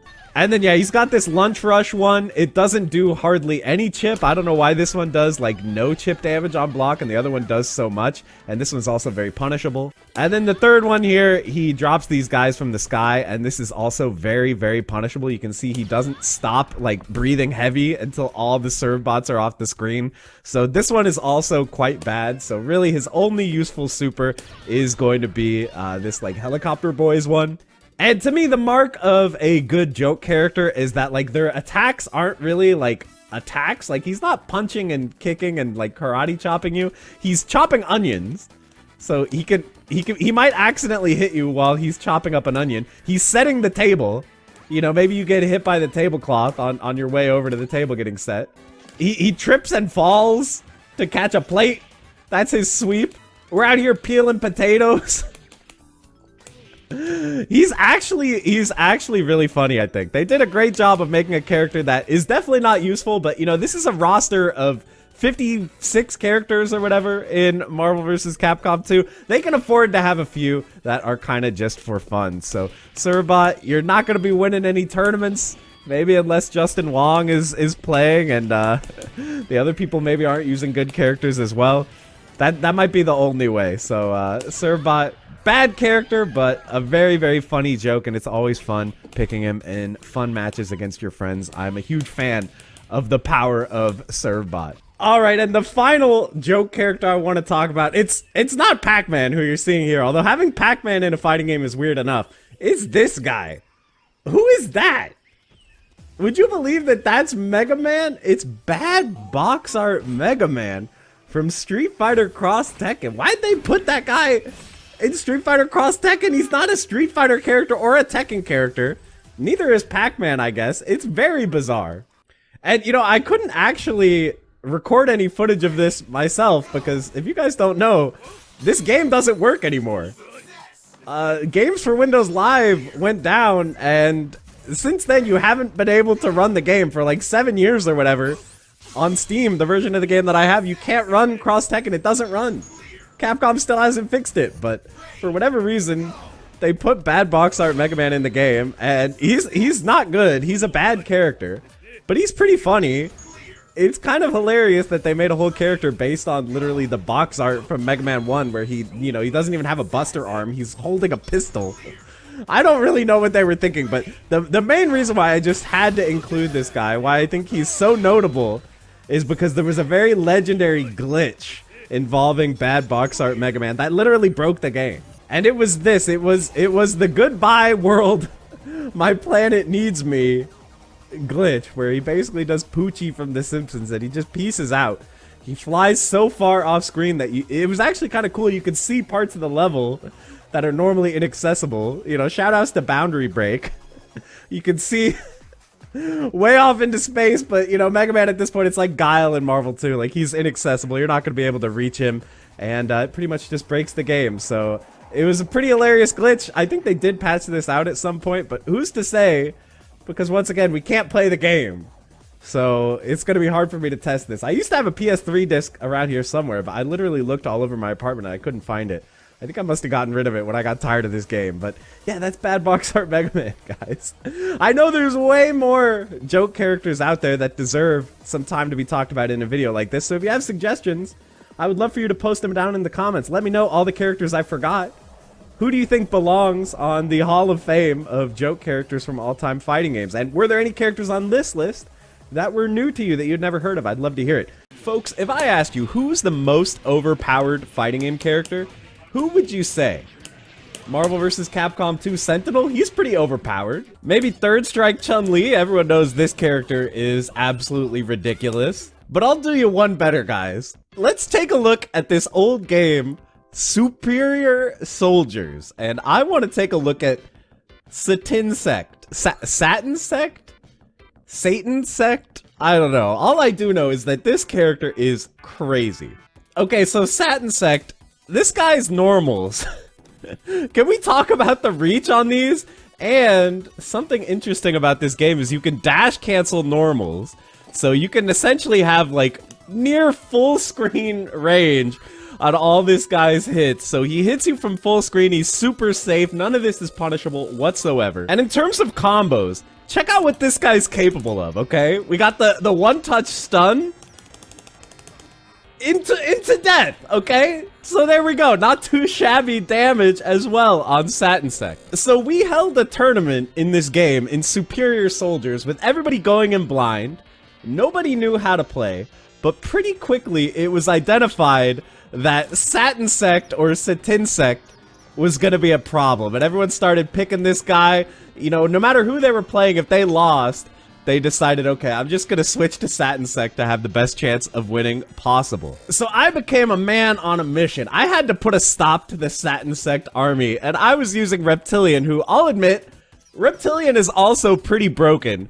But I think even with everything this character can do, he's not quite up there with the likes of Satin Sect. So we had a great time. I think it was really funny just seeing one character become such a villain so quickly in a tournament like this. I mean, look at this. Look at this. This Psycho Crusher, dude. It hits like the entire screen. So yeah, it was ridiculous. And we even got Diaphone to enter the tournament. Who you guys may know from being a top player in all kinds of games, Guilty Gear, King of Fighters, all that stuff. And he really showed us the power of the Satin Sect. So stick around. I hope you guys enjoy the matches. If you like these type of videos, I would really appreciate it if you could hit the like button. I know everybody says that, but like it seriously makes a big difference. It gets the video shown to more people. So if you could help me out by doing that, I would really appreciate it. And join our Discord. That's where we host these tournaments. The link is in the description. Make sure you guys do that. And with that, let's jump to the matches. Hope you guys enjoyed. Thank you so much for watching. So Mixtape going with Bushido, Diaphone with the Satin Sect. We've done. Oh, he's got the orange swim trunks on. Uh-oh, my man's found the one button. Oh my God, stomp him. Oh no, Diaphone has a strat. Oh, the man has a strat. And that counted as a perfect somehow. Oh no. If Diaphone wins this tournament, I'm gonna have to hold that, dude. I'm gonna have to hold that for life if Diaphone wins. Oh no. But we've seen, Mixtape has the young man reactions. And Mixtape also very good at making adaptations. We've seen that as well. Oh my God. Oh my God, why did that kill? Why did that kill? Alright, game one to Diaphone. Oh my God. The true finals is who gets the most views for the content after. That's true.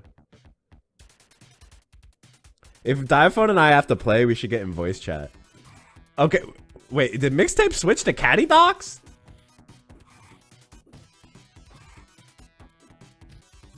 Yeah, I like that the jump-ins are like super duper active. Oh, the wake up throw? Bro. The normals though. Ah, reversal throw. It's now match point. It's match point for Satin Sect. For the man Diaphone. Bro. No one, I don't know if those dashing attacks from Sat Insect are punishable, but regardless, Diaphone swiftly takes it 2-0. Mixtape was right to be afraid. Mixtape was right. Oh my god, the untouchable strats. Folks, you probably already know about the Iron Man Infinite. You probably know about the Magneto Infinite. But did you know about the Silver Samurai Infinite? It's not every day you see this character, but he does have a true infinite. Not too shabby, right? So today we're going to be doing a rundown talking about this largely forgotten X-Men character who is low-key a pretty cool character to try out in Marvel vs. Capcom 2. So if you're an old school player who's nostalgic for the game, or if you're someone who's just been playing it since it's gotten rollback on Fightcade, either way, I'm going to be trying to explain to you why you should give Silver Samurai a try and show you some of the cool tricks that this guy's got up his sleeves. But before we get started, I just want to ask you guys, if you enjoy this type of content for these old school classic fighting games, please hit the video with a like if you don't mind. And if you like what you're seeing, you can hit the subscribe button so you don't miss any of my future uploads. And let me know down in the comments, what character would you like to see me overview next? But with that, let's jump right into Silver Samurai. Why is this guy actually a lot better than most people think? The commonly accepted wisdom, and it's kind of true, is that the number one thing that Silver Samurai has going for him is this super, the lightning super. So this super is good for a lot of reasons. The first one is that it's easy to combo into, and if you mash buttons, it actually does like a ton of damage. You can do like 50% nearly with one super. It's also really good at punishing assists, so a lot of invincible assists and stuff like that can be annoying to deal with, but if you just do this super when they call the assist, you're going to do a ton of damage to it. There's also a lot of assists that are kind of annoying to punish because they oftentimes end up behind you, so you can't really hit them that easily. But with this one, it's no problem. Just call in the lightning and it'll hit the assist while also, you know, sort of hitting the point character with lightning, so they can't come in and stop you from punishing the assist that well. So it's really, really amazing at beating assists. It's also completely 100% safe on block, so if they block it, they are not going to be able to punish you, and they're going to take a nice little bit of chip. That also means it's extremely good as a safe DHC. If your point character ever gets low on life, you can just do a super and then instantly delayed hyper combo into Silver Samurai. That'll put your first character into the back of the line where they can recover their health, and Silver Samurai will come in and be completely safe. It's also just a good DHC in general.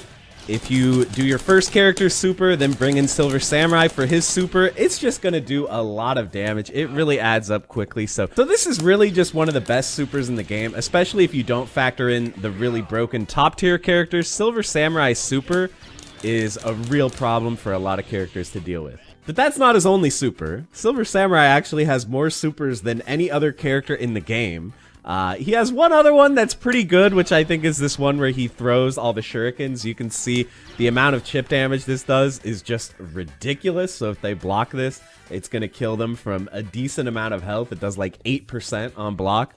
He's got his Team Hyper Combo super. I talked about this in my Marvel 2 Easter eggs video. The only way to do that super is as a Team Hyper Combo, so to get it to come out without bringing in your other characters, you have to just have 1 meter or have Silver Samurai be your only character. But yeah, that super is pretty decent as well. Nice little combo tool, does a decent amount of damage. But now let's talk about his other supers, and I know some people are going to get mad at me for saying this, but I'm sorry, it's the truth. His power-up supers are kind of bad, and I would generally recommend you don't use them, but they're kind of interesting, so let's talk him a little bit. He's got the lightning power-up, so this speeds up his attacks. And this also lets him do air super, which he can't normally do, so that's kind of cool. It changes the properties of his projectiles. By the way, you can stack any of these supers by doing the same motion again. You can spend another meter to stack it. You can see the timer is draining down. So this is one of the first problems with these power-ups, is they just don't last that long. Spending a whole meter just to get like this timer is generally not worth it. But there's one much bigger problem. Probably the main reason why you're not going to use this lightning power-up is it actually makes him take more damage. So watch how much damage this Ruby Heart super does normally. Okay, it hit him to about here at the beginning of the R in his name. Now let's power him up with some lightning and now see how much he takes. kind of significantly more. He actually takes nearly 20% extra damage by going into lightning power-up, and if you go into fire power-up, he takes 40% extra damage. So you'll see how much more this does when he goes into the fire mode. You can stack the power-ups. He takes gradually less and less damage the more levels you stack. Once you have 3 stacks, he goes back to his normal HP if you stack up 3 lightnings or 3 fires. But really, is it worth it spending 3 meters just so that you don't die to get some very minor buffs? When he's in fire mode, in addition to taking 40% extra damage, he also gains chip damage on his normals, so that's kind of cool. You can pretend to be Sentinel a little bit, and his combos start to do more damage. You can see this did damage up to the B here when he's in fire. When he's out of fire, it did it up to the H. So yes, you're trading damage on yourself for damage on the opponent, but really, in my opinion, it is simply not worth it. Plus, when you're in fire mode, you get a different super. Instead of your lightning super, you get this upward super that is really just a lot worse. It's a major downgrade to the character to not have access to the lightning super. So generally, I would say you should never, ever, ever use the fire one. You lose your best super, you take 40% extra damage. It's not worth it. The lightning one is largely not worth it either. Yes, it does make him faster and it buffs his projectiles, so there is some decent upside, but for 1 meter, I just don't think it's worth it, but it's definitely not as bad as the fire one. But he does have a third power-up that is by far the most useful one, and that is going to be his ice power-up. So the ice power-up, again, it has this major issue that you can't use the lightning super. You get this really slow super where he has to jump to the center of the screen before freezing the opponent. It's a lot easier to avoid than the lightning, and it comes out so much slower. So that is the main downside of using the ice super, but it has some good upside as well. So the first upside is you actually take less damage when you're in ice mode. Thank God. So again, here's how much this Ruby Heart super is going to do. Normally, it hits him to the first part of the R here, but if he uses ice power up, there you go. It's like to the V. So you actually, I believe it's about 40% extra HP if you calculate it. So he takes about 40% less damage when he's in ice. So that's pretty good. He also gains a little bit of armor. So you can see at 1 level of ice, he kind of has like this pseudo armor where he can absorb a couple hits, but eventually he will start to get hit normally. But if you go up to 3 levels of ice, now you have full-on hyper armor. You can't be hit by anything at all. It's kind of like Colossus or Iron Zangief. You will just completely go through everything. So this is pretty useful. Yes, 3 meters is a huge ask. 3 meters is actually insane for an effect like this when Colossus can get it for 1 meter. But it is kind of useful. So I'm not going to say that you should never ever use the Ice Super. The Ice Super has some application, especially in sort of one-on-one scenarios. Having full-on hyper armor can be really, really hard to deal with, but it really is a big downside losing his best super, so definitely use that power-up sparingly, and I would say use the other power-ups probably never at all. So that's why he has all these supers, because a lot of them are just crappy power-ups that you shouldn't use, but it is kind of fun. It is kind of fun to use these on people, but it's not the best way to win. Now, we got 2 more things to talk about that make him a good character. One is going to be instant overhead. So he has a very strong instant overhead. So this means that if the opponent is crouch blocking, you can hit them on the way up, and you can use assists to combo off this very easily. And the other nice thing about this is that his jumping heavy punch does not cause a fly screen. So a fly screen is when you finish an air combo and you can see your opponent has to run in from off screen. So this really limits the kind of pressure that you can apply because your character is going to get there so late, you're not going to have time to start mixing the opponent up before they get up. But certain characters, for whatever reason, do not trigger fly screen, so I just end up right next to her. So you can do this kind of vortex where, you know, you knock them down, instant overhead to hit them high, knock them down again, go low this time, and you can just loop it pretty much until they're dead, and it's pretty hard to block. You can also kind of decide what side he wants to land on, front or back, so it can become very, very hard to block this type of setup. So that's another big offensive advantage that Silver Samurai has. And of course, last but not least, we got to talk about the infinite that I clickbaited you all with. He does have a true infinite, It's corner only, but it is very real.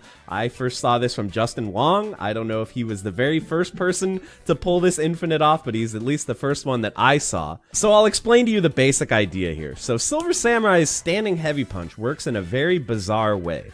You can see if I standing heavy punch and then I try to do light punch, do you see how long it takes before the light punch comes out? I'm just mashing it here, but do you see how long it takes? But for some reason, he can cancel the recovery of standing heavy punch by crouching. I don't know of any other character in this game that works this way, but he can cut off the recovery, and so you can see I can jab afterwards much faster if I crouch first. This also gives him the ability to spam standing heavy punch to build meter quickly, so that's kind of a nice thing he has as well. But the infinite is going to work like this. You're going to do standing heavy punch, crouch, plus dash, okay? So you can see you can do standing heavy punch and then crouch plus dash, and then you'll quickly dash after pressing standing heavy punch. Then after the dash, we're just gonna do standing light kick, standing heavy punch, and then it loops. So it's gonna look like this: standing heavy punch, dash, standing light kick, standing heavy punch. And then you just do it really fast.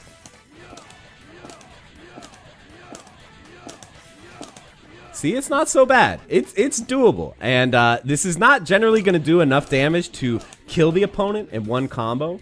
So because this game has an infinite prevention system called Undizzy, the opponent will pop out at a certain point, and generally you're not going to be able to do 100% with just this infinite. But what you can do is rack up a ton of damage using the infinite. Just get a bunch of reps in, and then end it with super. And you're going to do an absolute grip of damage that way, and then you have the freedom to DHC or whatever. So he can get 100% in a lot of situations using DHC and using the right assist. So this infinite is definitely not something to be scoffed at. It actually is a really powerful tool if you have the execution to reliably do it in a match. It's not the hardest infinite. I would say it's a lot easier than Magneto Infinite, but it's harder than maybe something like Iron Man Infinite because you do have to be pretty precise with your 2-button dashing. But with that out of the way, I think we've covered a lot of what makes this character good. So let me know, do you like this guy? Have you played him before? Are you going to give him a try now? Make sure to check out Marvel vs. Capcom 2 on Fightcade. That is the best way to play it right now online. Fightcade.com. Hope you enjoy, guys. Thanks for watching.